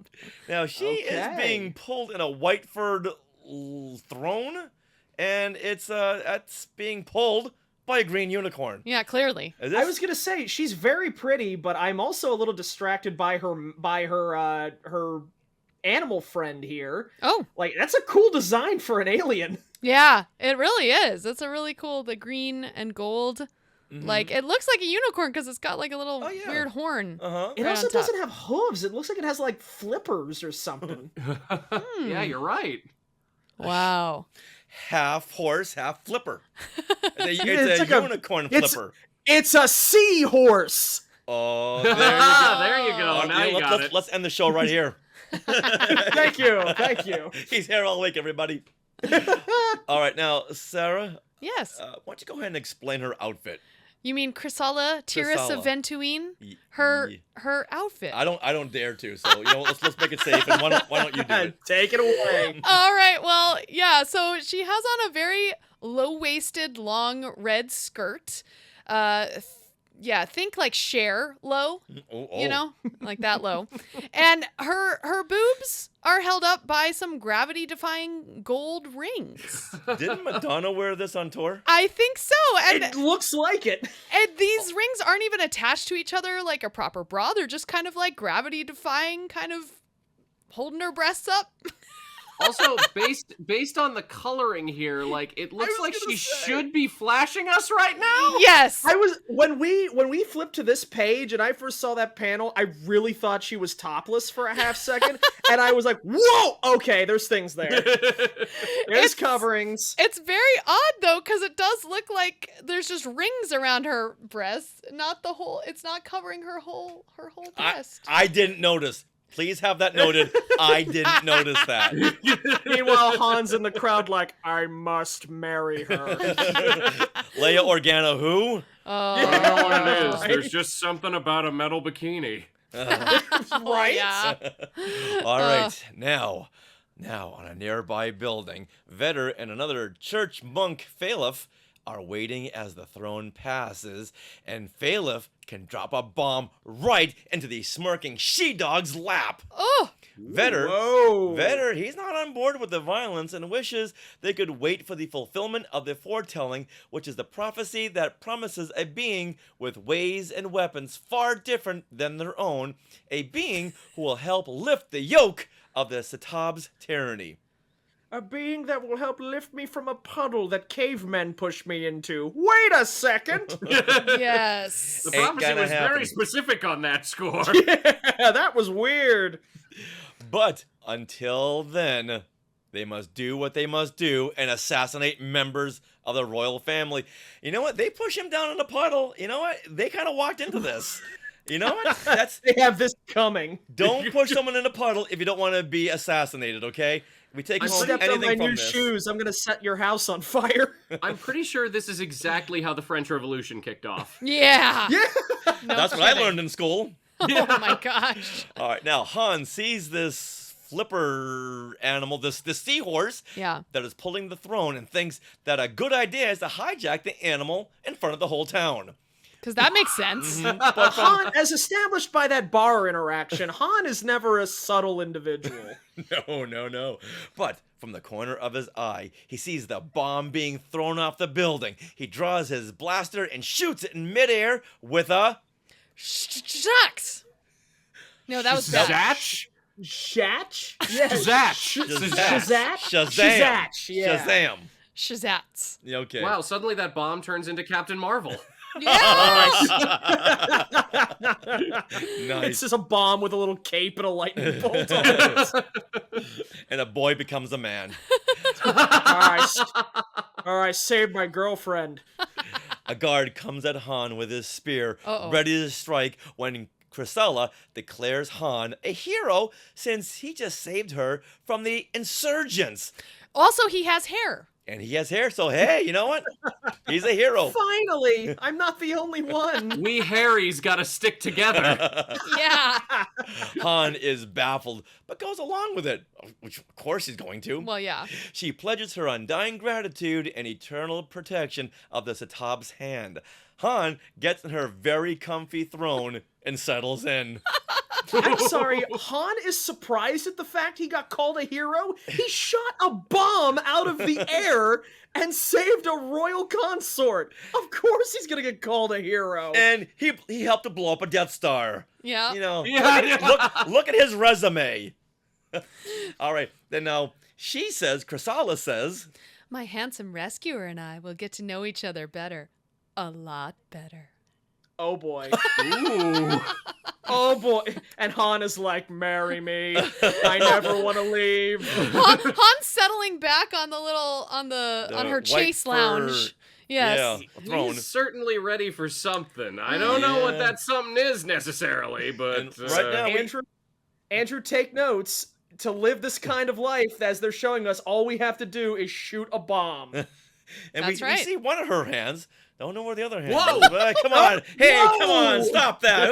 Who's saying this? Come Why are on. you paying What attention to happened her our hands so much? No. What happened to our PG rating here? It's not me. It's them. Blame them. With Carmen Infantino. Oh, we didn't make the art. We didn't draw it. That's true. Vetter and another church monk watch as Han rides off with Chrysella. For a moment, he almost thought that Han was the one in the foretelling, but the other churchman, who looks a lot like Robert De Niro... Say that I'm wrong. Say that I'm wrong. He really does. no, you are not. He looks like Robert De Niro, and he says that if he stands between them and their goal, he will die. Mm-hmm. All right, which one of us can do the best Robert De Niro impression? Not me. Oh God. This one might be on you. I can try, but I think you do it better I than really I would. I don't know. Let me try it. You may be a spy on us. He must die. No, I'm not there. It's not coming. Yeah, not as easy as it looks. That's I didn't do It Sofia is. It's like a Vergara. subtler voice. Yeah. Yeah, I would have no clue. Oh yeah, now we got to retcon this. Uh-oh. So Sarah's got to loop all her Oh, lines no! into Sofia Vergara's accent. I don't know if I... Oh, yeah. You Handsome thought we rescuer. forgot about that, didn't you? I'm the one who brought it up. All right, I can't do it. All right, you know what? I can't. Chrysalla's voice has already been set. Yeah, So okay. we'll have to go I will say, on. if she can't do a Colombian accent, we can't do. If she can't do a Sofia Vergara impression, we can't do a Robert De Niro impression. Yeah. Maybe a spy, or unwittingly innocent. However he is, stand between us and our absolute goal. Possible. That's I like the it. best I got. Very nice. Thank you. Better than I could do. So yeah. Thank you. It's just the face. It's the. Yeah, exactly. The eyebrows. All right, then Han and Chrysalla get to the palace. Han is amazed to see every elite mucky muck gathered around the table, set for a feast fit for a king. At the head of the table is the Satab, who calls for Han and Chrysalla to sit beside him. Nice. Now, do we all need to stand? We good? Okay, we'll Why? sit down. Sit. Oh. It's the Satab. Oh, We okay. all should be Oh yeah. standing. Yes. All right, now look Your, at Your Majesty, Highness, Holiness. Satab. Where can I get some of those ribbons and braids that I heard so much about? Yeah. Yeah. Have I mentioned I saved her life? That seems reward worthy. All right, I wanna note here in the top panel, you see this door again. That it's like that foreshadowing door that you see at the top of the episode. At the top. Yeah, the cover. The cover art. The cover art. I was like, huh, that's interesting. It's not red yet. It's not orange or orange. Orange. It's orange. Yeah, whatever. Okay. It's not orange, but it's there. Okay. So something's happening there. Okay, something's gonna go on. There's some foreshadowing. Yes. All right, now the Satab says that since Han risked his life to save Chrysala, then he will have the best in food, drink, and entertainment. Ooh. Oh, boy. We stream the FIFA games here. I'm not sure that's the kind of entertainment that Chrysala is thinking, because look at that smirk on her face. She's thinking something else. As long as she's into it. We're all about consent on This Is Getting Graphic. Absolutely. Absolutely. She looks, what is up with her eyebrows? I just have to say, they kind of go up They are and then they keep on going fleek, up. They're Vulcan. I must say. Yeah. They're Vulcan Yes! eyebrows. There you go. I love that. All right, just then, Phalov is brought in and shouts that they can torture him, but he will never renounce his beliefs for them.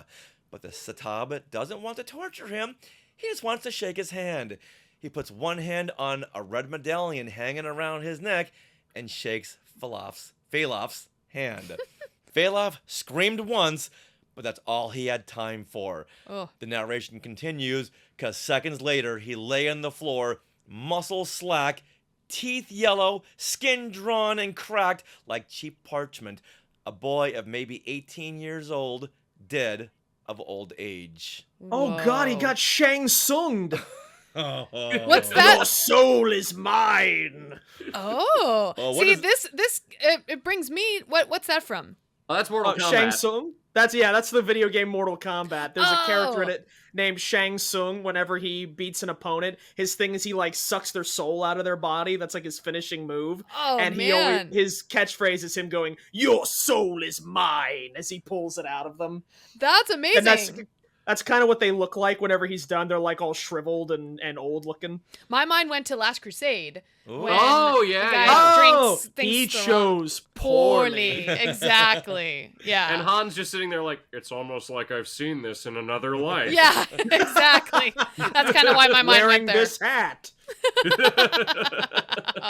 All right, now, as guards drag Phalov off, the narration reads, and those slugs sitting around the table just cackled and clapped like somebody's told an off-color joke.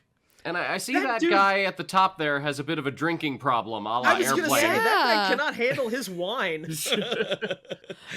Wow. Yeah, we'll consider that the off-color joke. He's spilling purple wine on a green shirt. That's the Oh. off-color joke. Well, we'll That's leave it never at coming that. Oh. Satab asks Han to see his blaster. Han is skeptical to give up his only means of self-defense until 4 spears are thrust in his face. I love You make this. a compelling argument, Your Highness. This reminds me of the Ewoks. Yeah. I like totally Han, thought of the Ewoks. give him your blaster. All right. And the Satab takes it and sucks the youth out of his blaster. It gets old and rusty and just... I will Benjamin Button your blaster. No. I also love, like, his dialogue here when the spears go in his face, because he's just like, here you go, take good care of it, will you? It was a gift from my mom. Just...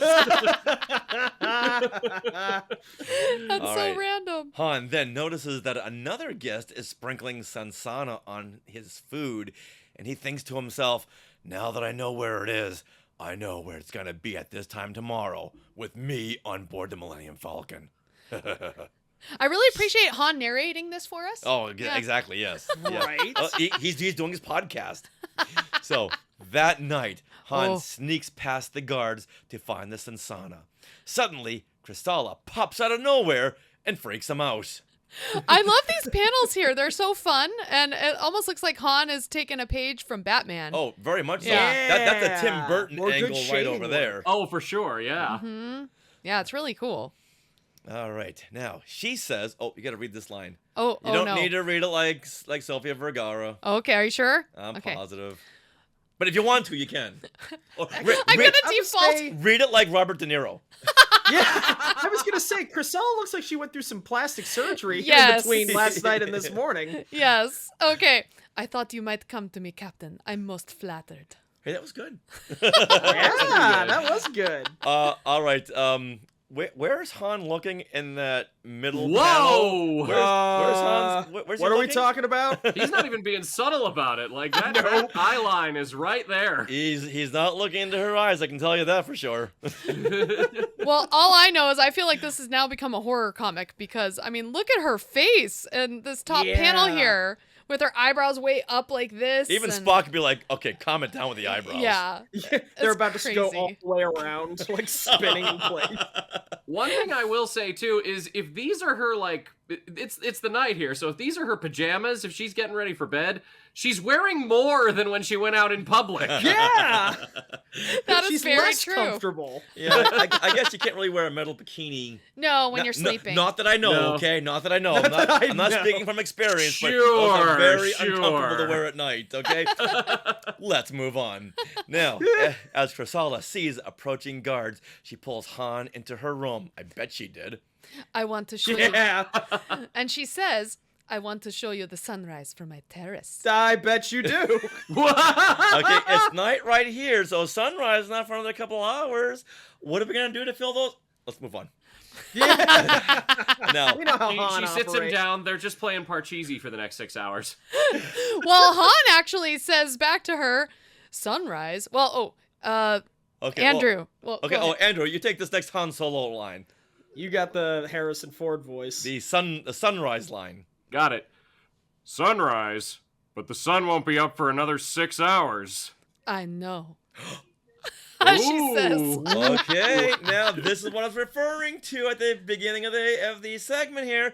I think this is the origins of the I know theme. Oh. I love you. Oh, I shoot. know. Okay. Now, but wait a minute. I like that. It wouldn't be the Oh. origins because already we've He had already said Empire it. Strikes Back. Yeah.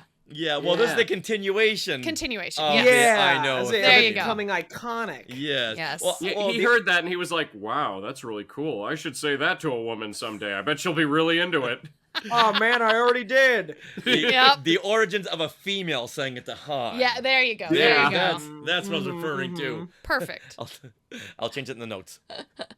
All right, now, as Han and Chrisella are racing through Whoa. the hallways of the palace, they are being watched by the Satab.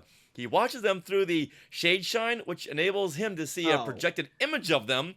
Now, doesn't this look like the method Aquaman would call sea life? Yes. All of a sudden, a bunch of sperm whales come exploding through the wall. What is going on? Just like Kool-Aid Man. It's like, you called?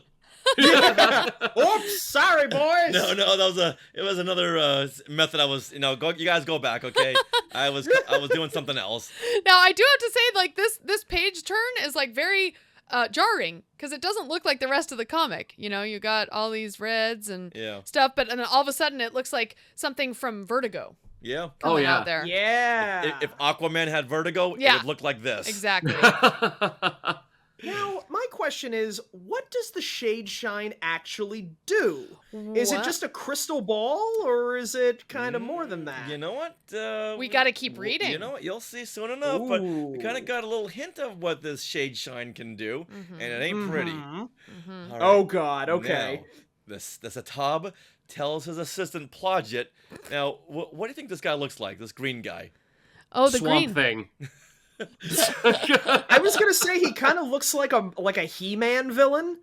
Oh, He looks like a bit, servant of yeah. Skeletor with like the strap, like half vest, Oh, I can see that. okay. like Merman or whatever that green guy, is, right? like Did they ever Fish make- Man. Did they ever make Plodget into an action figure? Did Kenner ever get that guy? No. Oh my Aw. goodness. But you know what you can Boo. do? You can go get a creature from the Black Lagoon and shorten his Oh, legs yeah. and put the He-Man straps on him, and there you got your Plodget action figure.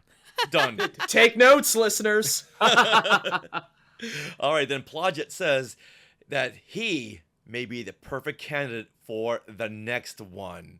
What does it mean? No, there is another. Oh. Oh my goodness. Now He will do wonderfully in the next FIFA game. She put on another top. Yeah, Oh she came back and gosh. changed. well, it is morning, so I don't know what she. So she probably needed one. I don't know what she was doing that she would need a new top. You know what? That's what the imagination. I run mean, wild. Han's vest is off. I don't. When Han's like to vest point goes out- off, don't come a knocking. I would like to point out she also did her hair. That's a totally different hairstyle too. It is, yeah. So we're now back in Chrysala's room. She's all sprawled out on this white fur couch. Now, where's all this white fur coming from? What creature they had to have, like, sacrifice a- themselves? They have like a Wampa reservation somewhere. That they're just like, Oh, it's so hot on this planet. That's so inhumane. I know what it is. Everyone has white hair on their head, but they all shave it off and donate it to the there Satab. it is. Okay. That's it. That's it. You got it. Sarah just retconned the whole hair You're issue. a monster. How dare you? But now Han is focused on the rock that the Satab wears around his neck, which gives him the power of the Shadeshine. Oh, there it is. There you As soon go. as you said focused on the rock, I went, Geode? He's here too? Yep. He's back. We Hey, wish. Is this Shadeshine anything like the Force I've heard about that I don't believe in? I don't believe in. Now, seeing that he is focused on this, she proceeds to give Han the background of this Satab. Yeah. Satab. Satab? Satab. Oh, no. However you want to say it. You know Satab, what? okay. Han, Han. Scat him. Yeah. Now, he is the latest of their yearly rulers who have made use of the Shadeshine. So, after physical contact, the stone heightens one's senses, such as sight and touch, into transmitters as well as receivers. The Satab use this power to send Phalaf's metabolism racing, aging him decades in seconds. Whoa. I'm a little hung up on the phrasing of one of our yearly rulers. Is this like the alien planet in Futurama where there's like a different ruler every 3 days? Yes. Because the previous ruler keeps getting bumped off? So now we see what's going on here. Every year there's a new Satab, whatever side of the sidewalk you're from. Yeah. This also, Phil, you reminded me of the Strange New Worlds. One of the episodes is Children of the God, or Children, like where there's a planet that's run by the child. Yeah, yeah. Oh, and, like, every so yeah, often they have to okay. like like replace the child who's Yep. in there. Yep. But now, but Han, he's in line for the next one. Mm-hmm. But now, where do all these Satabs go when their yearly rule has ended? I guess we're gonna find out. You I know, don't know. this is a little off the point, I would say, but I imagine Satab election season. Like, imagine the smear campaign commercials that are just put on Ventuine TV or whatever, just like Virilax will only age people 20 years if he's in charge. I am Satab and I approve this message.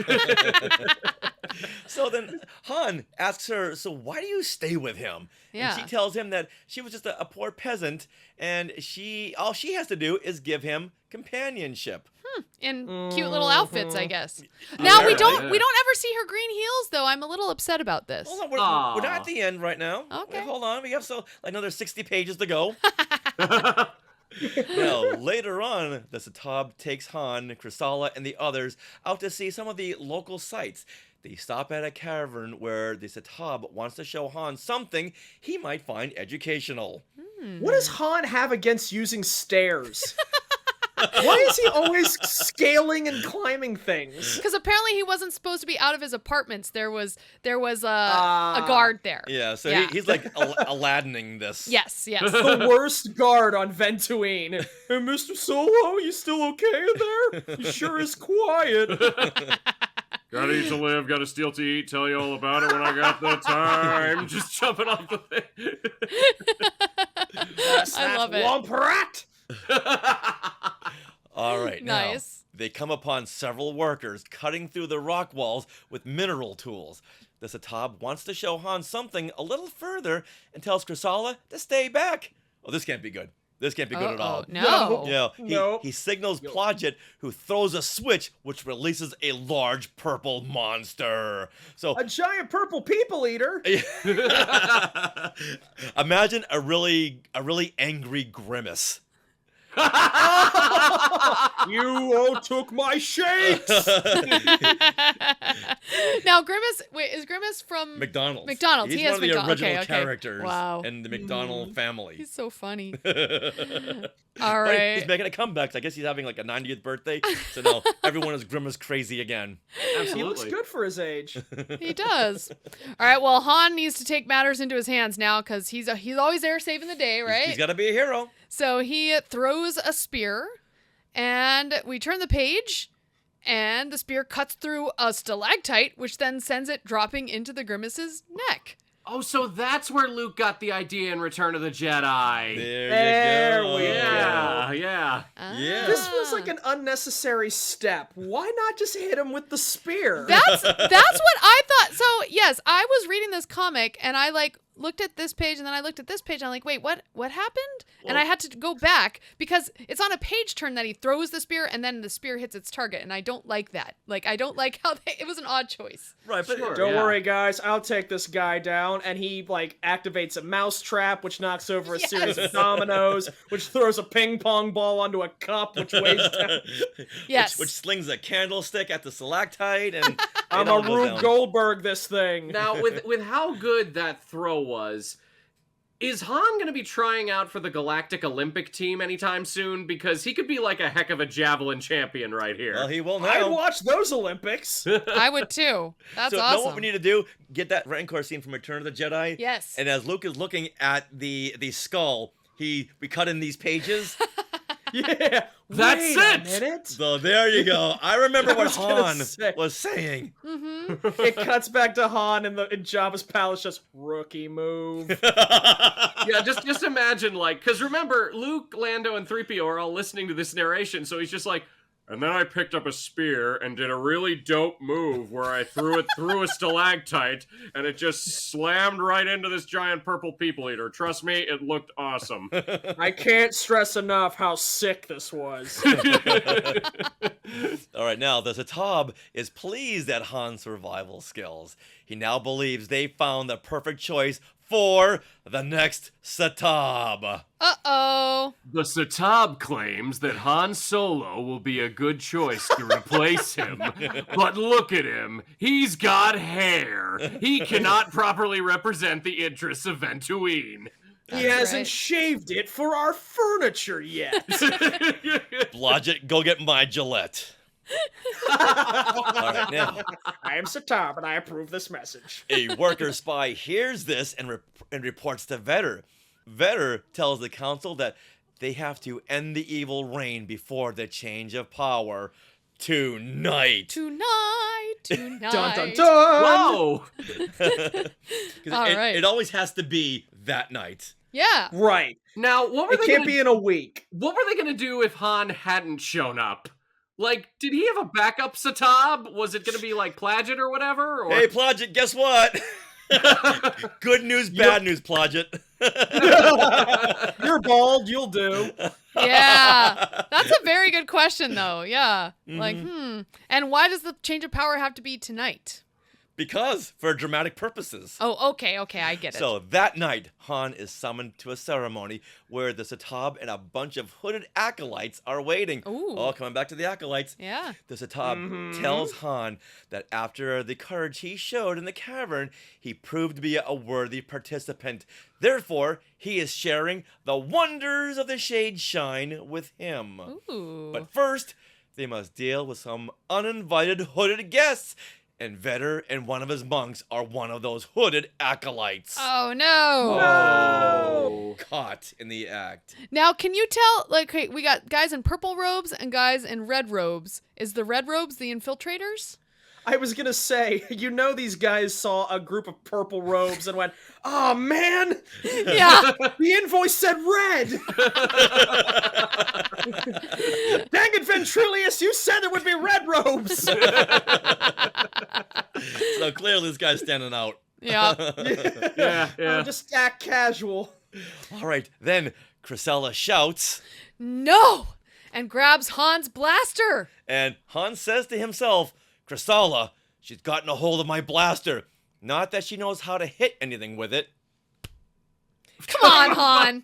Come on, See Han. her shoot? Yeah. No. You don't know, and I mean, is this before Han met Leia? Come on, Leia's real good with a blaster. She can hit a stalagmite as good as anyone else can. Yeah, what is the placement of this story in Han's timeline? I think I'm a little unclear on that. Like, has he joined the rebellion, or is he just doing his smuggling stuff at this point?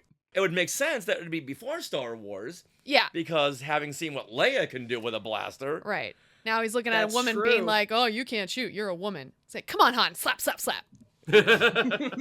Well deserved. So I want to take this moment to say sorry to all the ladies out there. We accept. Okay, good. Thank It's the writer's fault. you. It's the early 80s. It's true. Now, in the chaos, Han grabs the Shadeshine, and he and Chrysalla race away.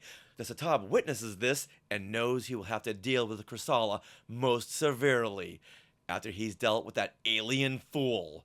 And by alien fool, he means Han Solo. It's like, wait, we're all the same race here. You don't need to call me an alien, you alienist. You think I'm an alien fool? You should see what I got back at the Millennium Falcon. I've left him with the door cracked for about 4 days now. Yeah, I'm sure Chewie's like looking at the clock like, where is he? He's bouncing a ball against the wall and catching it over and over again. Well, he's got to be upset. I mean, he has a life debt to Han. He wants to protect him, and Yeah, Right? but still, how long can you be left alone before it's like, okay, life debt is off, I'm out? yeah. Oh. He left the keys in the ignition. I can fly away. Yeah, Han, just page me, okay? Page me when you're coming when you're back. I'll return, I promise. All right. I was gonna say the guards find Chewie and they're like, "Oh my God, so much furniture!" Oh. So many chase lounges. Oh, but look funny. at all the hair. Do we treat him as a god or as furniture? Han gets back and Chewie is shaved from head to toe. He's like, "Our life debt is off, you jerk! What did they did to me?" That would be so crazy. Oh, that's a riot. Okay.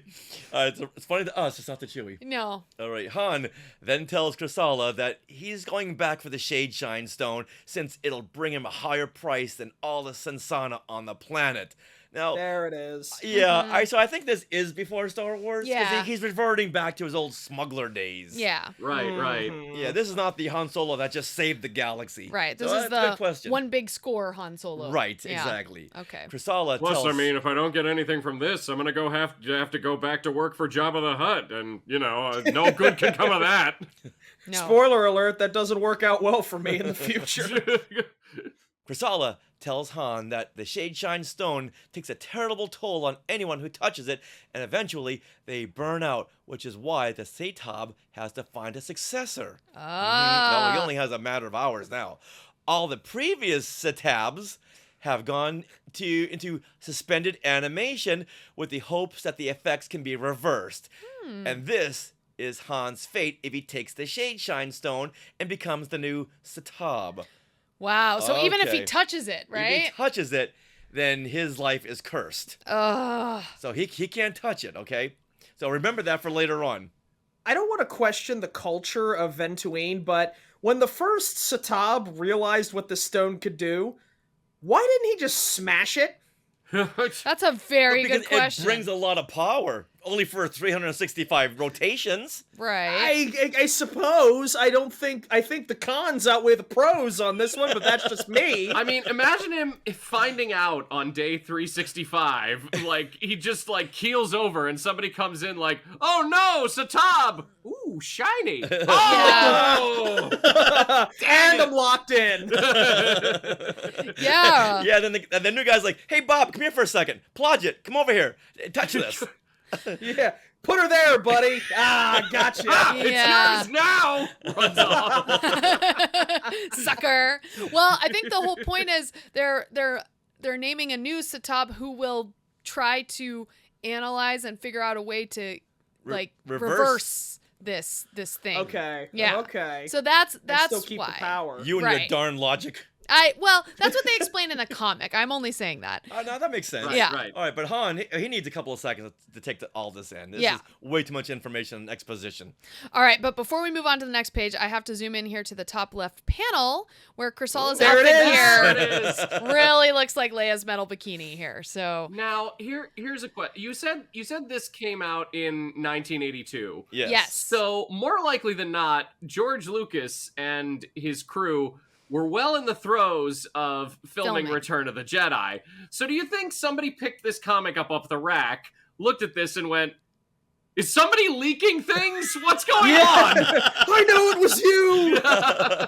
Yeah, I Carrie, don't know. get Miss Fisher in here. Carrie, did you not sign an NDA or not? George, it might have been me, but in my defense, I've never been okay with this costume. But you know, in her defense, in Carrie's defense, she did wear a gold bikini in Saturday Night Live in 1978. Oh, Just not this one. True. Yeah, But, not yeah. this one. But this, I mean, it's so similar. I feel like, did the artists here at Marvel have access to any photos or dailies of the movie? Well, I just think, this is for Marvel in the day, scantily clad was the way to go. Yeah. And Well, this that's is true. scantily That is clad. very true. Mm-hmm. Yeah. All right, now, Chrysala then takes Han into the Hall of Satabs. A place the where their planking monks! leaders go. Yes, this is where they go when they are near death. So now it all makes sense. Yep. But okay, hold on. If they enter the hall, then they will be rendered immobile, floating in a state of sleep-like suspension, like the other Satabs. So, I would like to point out that all the Satabs look exactly the same. So what I'm wondering is, when they need a new Satab, do they just put in a call to somebody on Camino or something, just to be like, hey, we're gonna need another Satab? You know that Kojak DNA? Can you put that back in motion? A phenomenal racket for Camino to run. Like, it would solve Ventuine's problem, and Camino would make some good cash on the side. There you Just go. make some credits. Oh, that's a win-win for everyone but the Satabs. Now, as they peek in, they see many red-robed Satabs floating in the air. And of course, this is like the cover art. So this now goes, okay, now I see why they're floating. Now it all makes sense. But look in the look down below. Is Han Solo wearing an N95 COVID mask? Oh, It does look like that. I think he is. So Han is trying to tell us something way back in 1982. We just didn't listen. Well, you guys don't know that is a symptom of COVID-19. You know, it's the trouble breathing, it's the sinus blockage, it's the floating 7 feet off the air, 7 feet off the ground. Oh boy! That's now, so funny. Suddenly, the Satab appears right behind them, holding up the Shadeshine Stone. Now that is the name of a new cover band, the Shadeshine Stones, not the Rolling Stones. It's the Shadeshine Stones. Which you can't I say. like that. Yeah. I can't get no. Shadeshine Stone. Can't get no Sansana. There it we is. go. But then Han draws his blaster, which the Satab destroys with the help of the Shadeshine Stone. Ugh. Oh. No, not his blaster. Okay, I'm starting to see why we like this rock. Yeah. That's pretty cool. So Han throws this large stone statue head at the Satab. How? That looks like it's really heavy. This is where you need Chewbacca. Yeah, I was gonna say you need Chewie for this kind of thing. Yeah. Well, it's confusing to Satab because he says, "What? I didn't expect a physical attack." Then what were you expecting then? What were you expecting? How did you see this play out? Yeah. We gonna play a game of chess? Is that what you're prepared for? Would Han attack without a weapon, like the acolyte? No. He need Oh, a there rock it is a is. weapon. If it's a geode, if it's a boulder, Han says, Cut take to- your again. rolling boulders out of here. Again, cut to Chewie back at the Falcon. He's just bouncing a yo-yo up and down. Just sure wish I could throw some rocks at some dudes right now. All right, now in midair, the Satab tosses it back and blows it up, sending debris everywhere. Oh man. Suddenly, the Satab's hand bursts into flames. Uh-oh. He turns around to see that Chrysala has the stone. Oh, no. Oh no, Chrysala, Oh, no! Lightning shoots from her hand, which shoots toward the Satab. he deflects it and sends the fire stream back at her. And I gotta say, awesome, Chrysala. Taking some action here. I like this. But now, Yeah, but now, proactive. And right now, Palpatine is saying, "Ooh, I could use that in the future." Hello, I have here a lawsuit for Sith copyright infringement. He would. That's some evil bureaucratic stuff right there. Oh, all right, now Wow. the Satab senses are heightened Oh, to no. the point where he knows his sudden fate. He races for the Hall of Satabs, but Han tosses a boulder, which knocks him over. Always with the boulders. Weakness. Those boulders. Those Yeah, geodes. the Satab turns black as he burns from the inside. And then with a sudden cloud of stench and smoke, like a backfiring sandcrawler, he was gone. Oh my gosh. What happened to the PG rating on this show? I know. This progression of panels on this page, there's 6 of them. The Satab is like, glowing. Then he's holding his head. Then he's mouthing up to the sky. And yeah, then he blows up. He's just a smoldering pile of charcoal on that last page. Yeah. Yeah, but according to the narration, it stinks. There's a stench to it. Oh. I don't want to be smelling no rotting flesh. No. Well, I've heard that things release whenever you pass away, so Oh, boy. maybe that's what happened right before he burst into flames. Oh, all right. Then how do you With top that, I don't know. Vetter and the other monks race in and tell Han that he is the savior spoken of in the foretelling. I'm sorry, Chrysala is the one that threw lightning at the guy. Yeah, Yeah, that's but- very true. But she's not a male.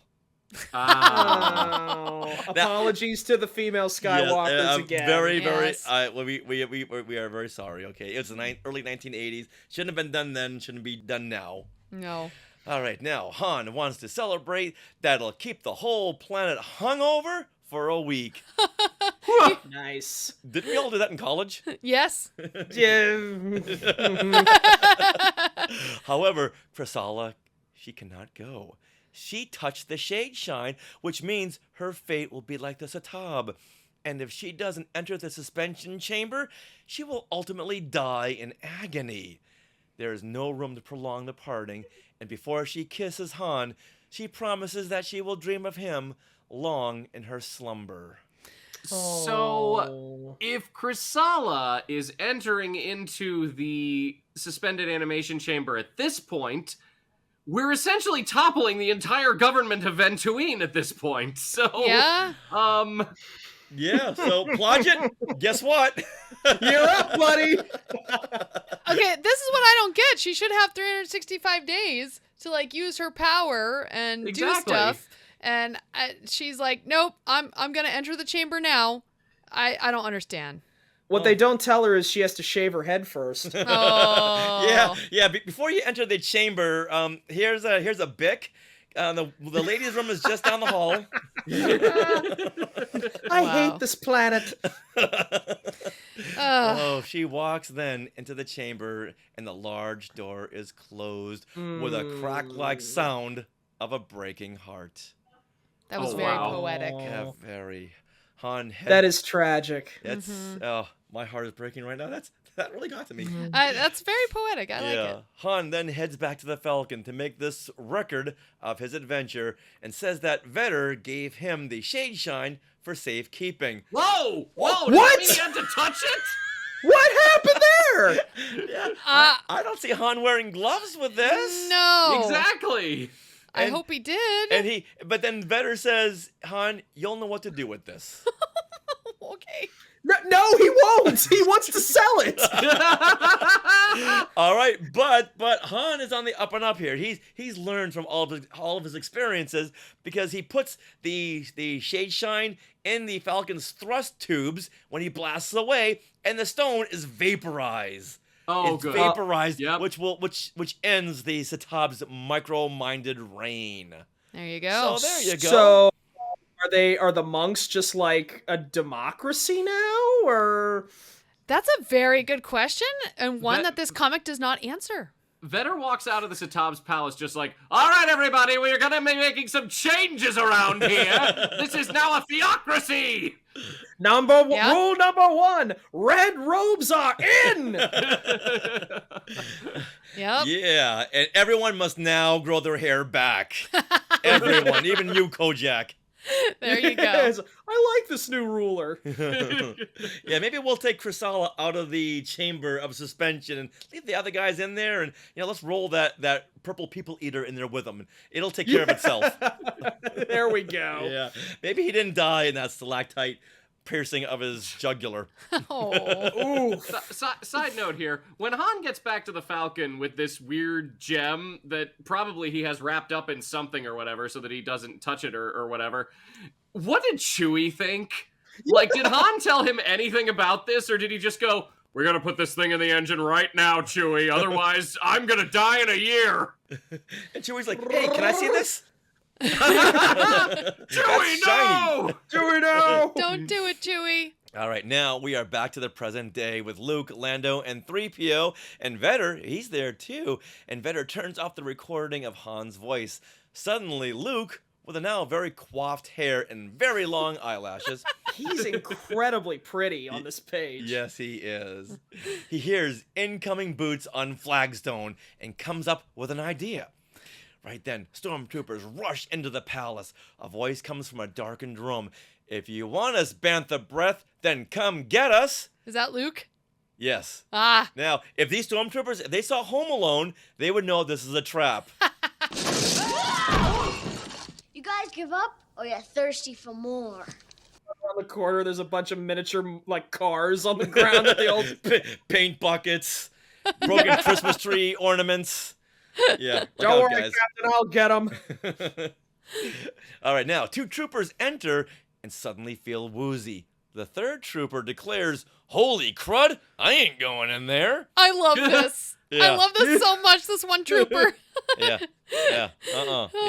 He's the smart trooper. Yep. He's got a greater survival instinct than anyone else in the Imperial Army. Mm-hmm. Yes. Mm-hmm. I wonder if he's a better shot. Who knows? Oh, that would be nice, wouldn't it? Yes. You are not appreciated enough, trooper number X-413. All right, just then Luke leaps down and knocks the trooper inside. Very Kevin-like. Kevin McAllister coming to the rescue. All right, now the troopers and the Satabs are all suspended in the Hall of the Satabs. Now this should have been the image on the cover art. If I had seen this as a kid, it's like, give me this issue right now. Was it the stormtroopers? Yeah. Yes, you see stormtroopers in there with the Kojaks. Okay. Which, you know who we don't see right now? Chrysala. We don't see Chrysala, but then we turn the page. Oh. No! Now, see, 3PO comments that Luke had a brilliant plan of recording his voice on a memory stone to lure the troopers inside. So he tells you what had happened in case you weren't following the whole Echo Stone thing. Yes. Now, Luke says he was inspired by Han's story, and Lando says that Han wouldn't have lived to tell the tale if it hadn't been for her. And they all look up to see Chrysala suspended with the other Satabs. Oh. I am very heartbroken to see Chrysala here, but I'm also like, who's the nerd in the blue robe on the top? Really, he did not get the memo. That guy was Satab for 4 days, and they shoved him in there. He couldn't get on board with the red robes. Yeah, man, this Sorry, is you're out. This suspension chamber is really good for your enemies. It's like, you're annoyed with anyone, just, hey, come on over here. I want to show you something. You're not killing them. You're putting it in them in suspended animation. Yeah, suspended animation. Yeah. Okay. Now, with their adventure over, the heroes blast away in a single Y-wing. Not sure how 3 of them fit in a 2-person starfighter, but you know what? That's up for canon to argue about. Yeah. If you zoom in on this panel, you can see 3PO hanging off the back, just.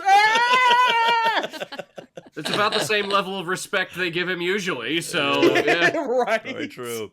Poor 3PO. And now, if you look deeper, you'll see the looming heads of Han Solo and Chrysala floating among the stars. This is so creepy. It also appears panel. that Han is slowly turning into a chipmunk based on those teeth.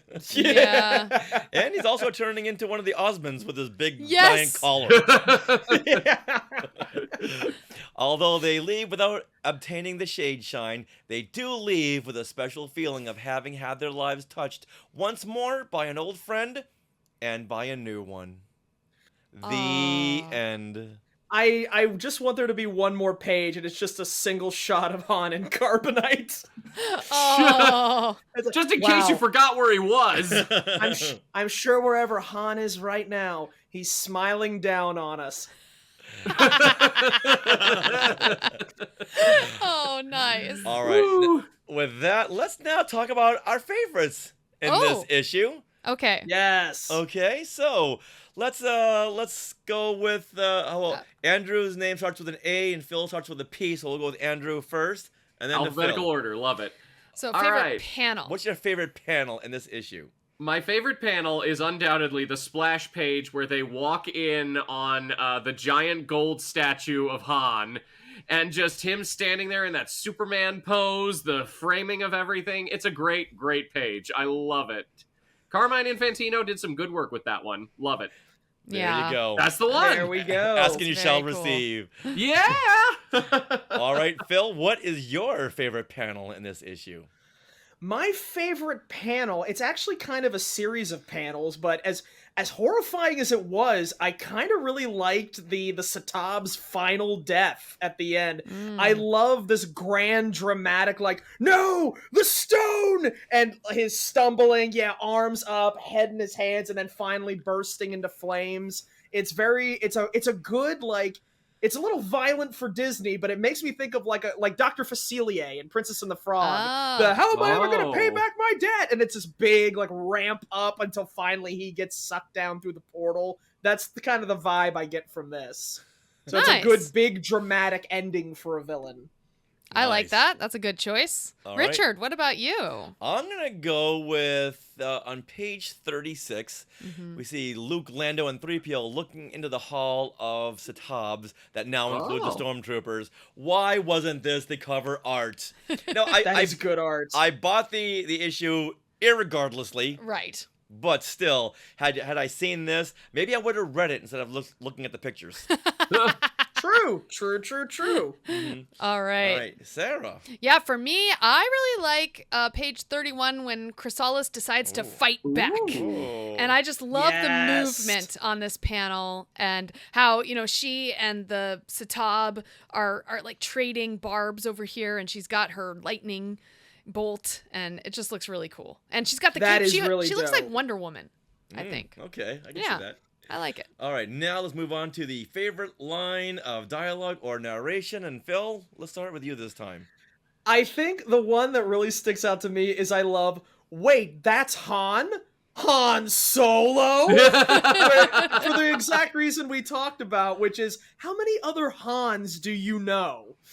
Yeah.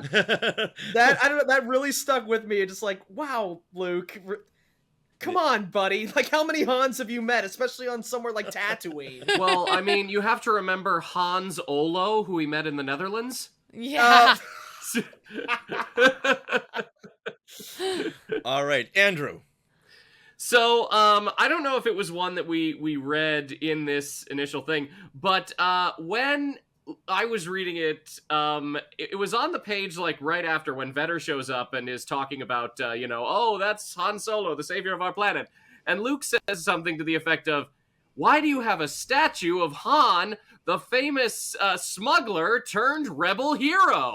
And I'm just like, well, thanks for reminding us who that was, Luke. I appreciate that. So it's just that ham-fisted exposition I really enjoyed.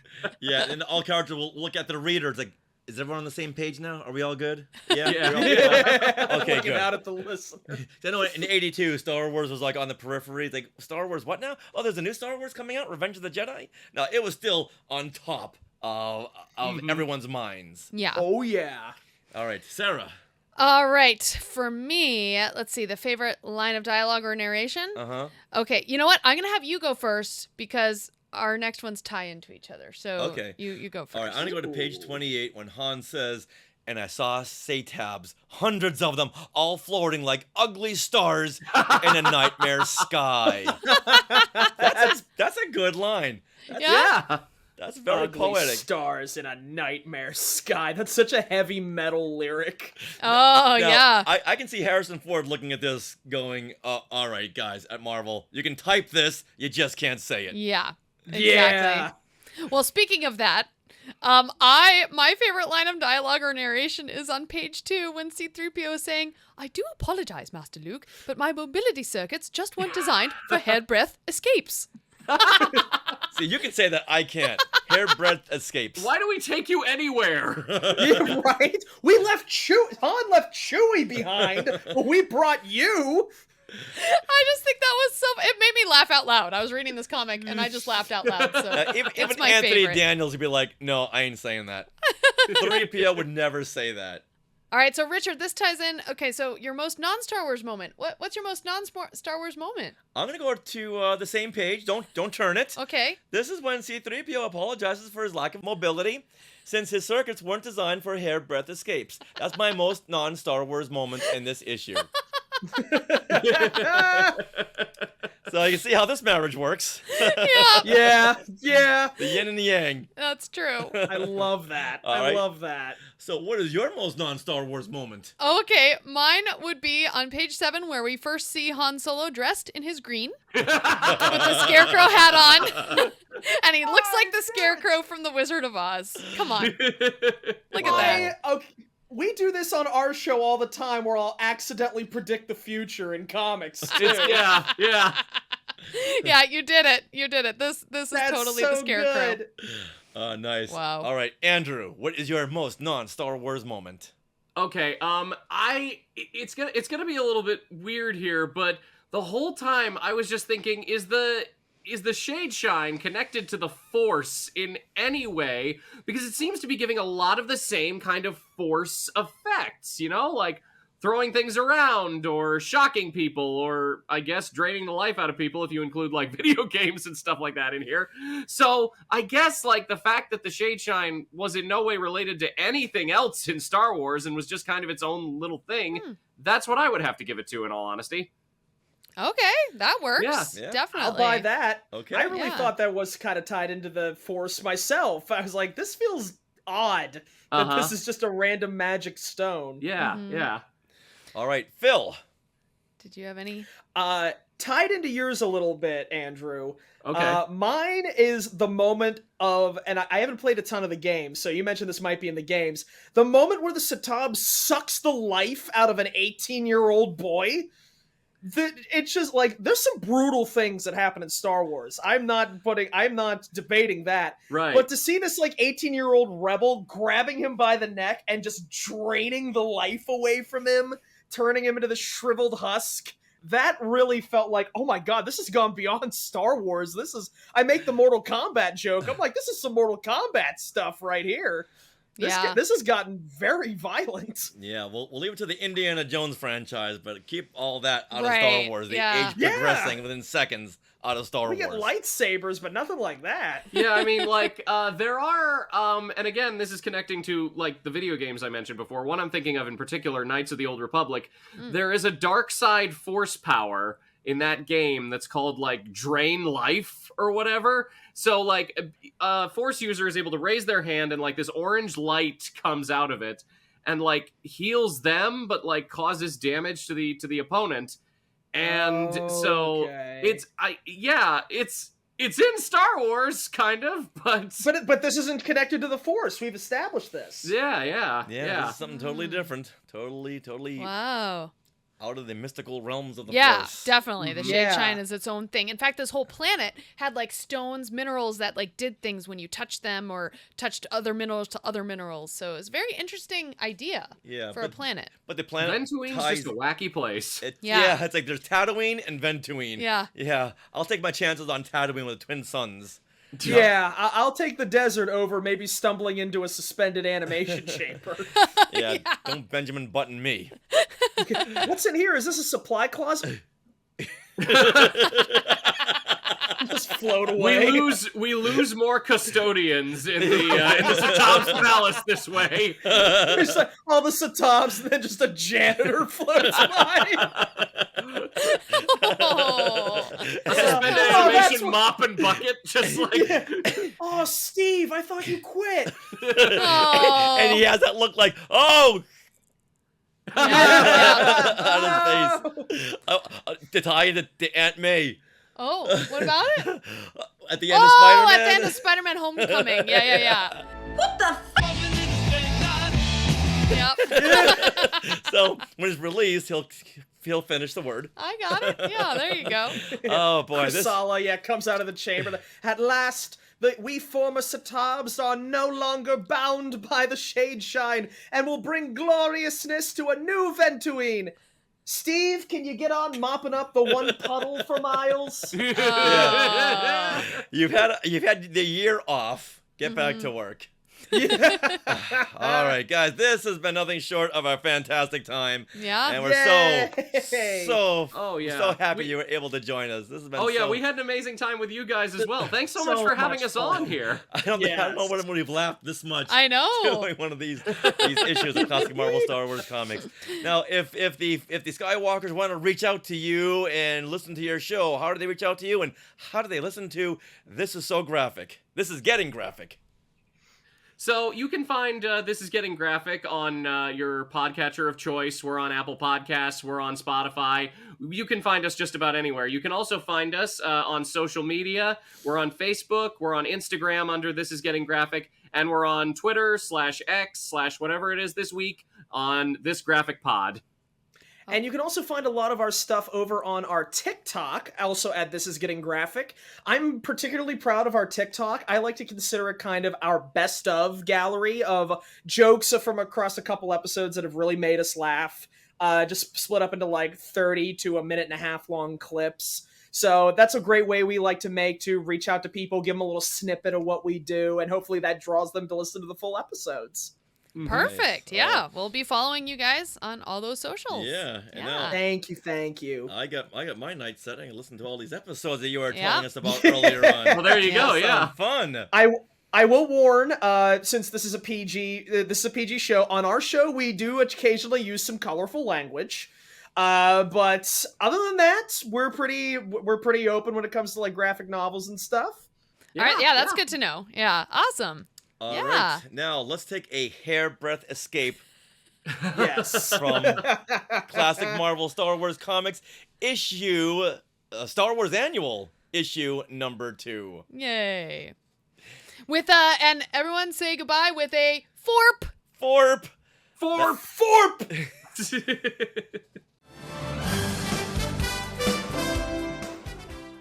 That wraps up episode 471 of Skywalking Through Neverland. We want to thank Andrew Kilpatrick and Phil Oberholzer. Don't forget to check out their podcast, This Is Getting Graphic. And thank you to all the Skywalkers who listen every week and watch every week. Please subscribe to our YouTube channel to get notified when we go live. Yeah, and unfortunately, our YouTube subscribers went down a couple. How? Why would that happen? I don't know. So we need to get back up there to where we first started at 8930. Right now we're at 8925. So what do you say by next week, Skywalkers? What do you say? 8930. Come on. Ooh, and do you have things you want to share? Well, we do. So join us every Monday at 6 p.m. Pacific on YouTube, because that's when we do our live show where we share things we've done the past week or update you on live appearances. And we also invite you Skywalkers to come on and share something you've done or something you've just added to your collection. This week is going to be very special. So things we want to share on Monday, July 1st. We will be live from downtown Disney. This is hoping that the Wi-Fi and everything cooperates. Mm-hmm. But Rob Dellinger, our John Williams of podcasting and our podcast composer, will be playing with his Alpha Rhythm Kings on the Downtown Disney stage. And we're going to live stream his show. This right now really only applies to the people in the Sky Chat, because when this episode goes out, it'll be 3 days later. It's true. But you can always look back on our YouTube channel and that stream will be there. I am so looking forward to this. Yes. A remote show of things we want to share. Yeah, remote segment. I like that. That's awesome. All right. Now, speaking of awesome, are you interested in our books? Are you interested in learning more about Star Wars history? Well, autographed copies of Today in Star Wars History Part 1 and 2 and Skywalking Through My Fandom are now available at skywalkingthroughneverland.com/book. And we want to thank those who came out to see us at Carlsbad last week and got some copies. Carlsbad Library, yes. And all these books will be available at San Diego Comic-Con, which we will be there. And most likely, the Star Wars Day is technically Friday of San Diego Comic-Con. And we have 2 panels that we're doing, most likely on that Friday. Yeah. Yeah. Comic-Con doesn't want us giving out the days and times just yet, but you know what? I think the Skywalkers can do the math. Yeah. And for those of you not going to Comic-Con, you can see us at the Scum and Villainy event that the Virtual Cantina is holding on July 29th. And then on July 30th, we'll be at the Anaheim location at the Biggs Tavern. Mm-hmm. Also with the Virtual Cantina tour. So Spencer was gracious enough to save us a spot on both of those dates. Yeah, and we'll also be joining them at Disneyland on one of those days as well. I forget which day, but yeah, it's all there on that awesome event that they're doing, the family vacation. All right, well, would you like to support Skywalking Through Neverland like our Skywalking Force, like Jennifer Cole? Well, you can consider supporting us through the Skywalking Force, which is our Patreon. And you guys have access to bonus content in the form of our Zoom discussions on past Disney Plus shows. You'll also get a coupon code to use for our books. And when the holidays come around, we also send out special things in the mail to you. Plus, you get shout outs every month on our show. Now, this bonus content begins at only $5 a month, so you can head to skywalkingforce.com, have a look at the options available, and thank you from the bottom of our hearts so much to those of you who are already part of the Skywalking Force. Now, we also want to thank our sponsors, Small World Vacations, for their support. Thinking of a trip to a Disney park or on a Disney cruise? We can fill out a Get a Quote form from smallworldvacations.com today. Their vacation planning service is free of charge, so check it out and tell them Skywalking Through Neverland sent you. Now we are get ready Skywalkers, we are part of the Skywalking Network. Where you can also find other great shows like Talking Apes, the Max Effects Podcast, the Neverland Clubhouse, Totally Tell Me Everything, Star Wars Ologies, and the YouTube shows Collectopolis and Today in Star Wars History. Now, I do want to mention that Star Wars Ologies will also be doing at least one panel on the science of something at San Diego Comic-Con as well. So Melissa and James will be there, and I believe they're also hosting a fun event on Saturday as well, like a mixer. So head to Star Wars Ologies on Instagram or on Facebook for those details. Nice. All right, you can find us on social media. We are at Skywalking Pod for X and Instagram and Threads. Let me change that right here. Also, we have our Facebook group and YouTube. So just search Skywalking Through Neverland for Facebook and YouTube. You can also email us, share@skywalkingthroughneverland.com. Now, don't forget to stick around for bloopers and other fun bits that didn't make it into the show.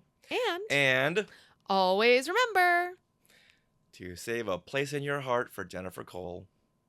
And Neverland on Alderaan. Okay, here we go. 4th of July sparkling clappy claps. They'll be like fireworks. Ready? Ow! Doesn't that put you in the mind of fireworks? No, it rings in my ears. This... All right, guys. So, off stage. And that was going to be my question. In between those two movies, isn't Han like a rock?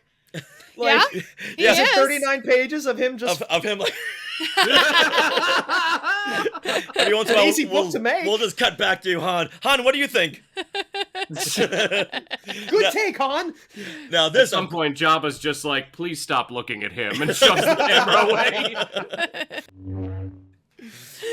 Shazam. Not, what is it? Shazak. Shazak.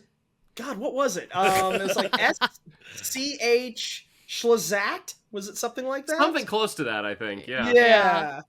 Yeah, that was funny. Okay. All right, and we're out. Here is the Hey Hey Magnet. Oh, it's so cute. Hey, look at those names to the left. They are part of the Skywalking Force, our Patreon. Become a producer yourself and check out all the Disney Plus themed bonus content available depending on the level you subscribe. Become a member of the elite Skywalking Force at skywalkingforce.com.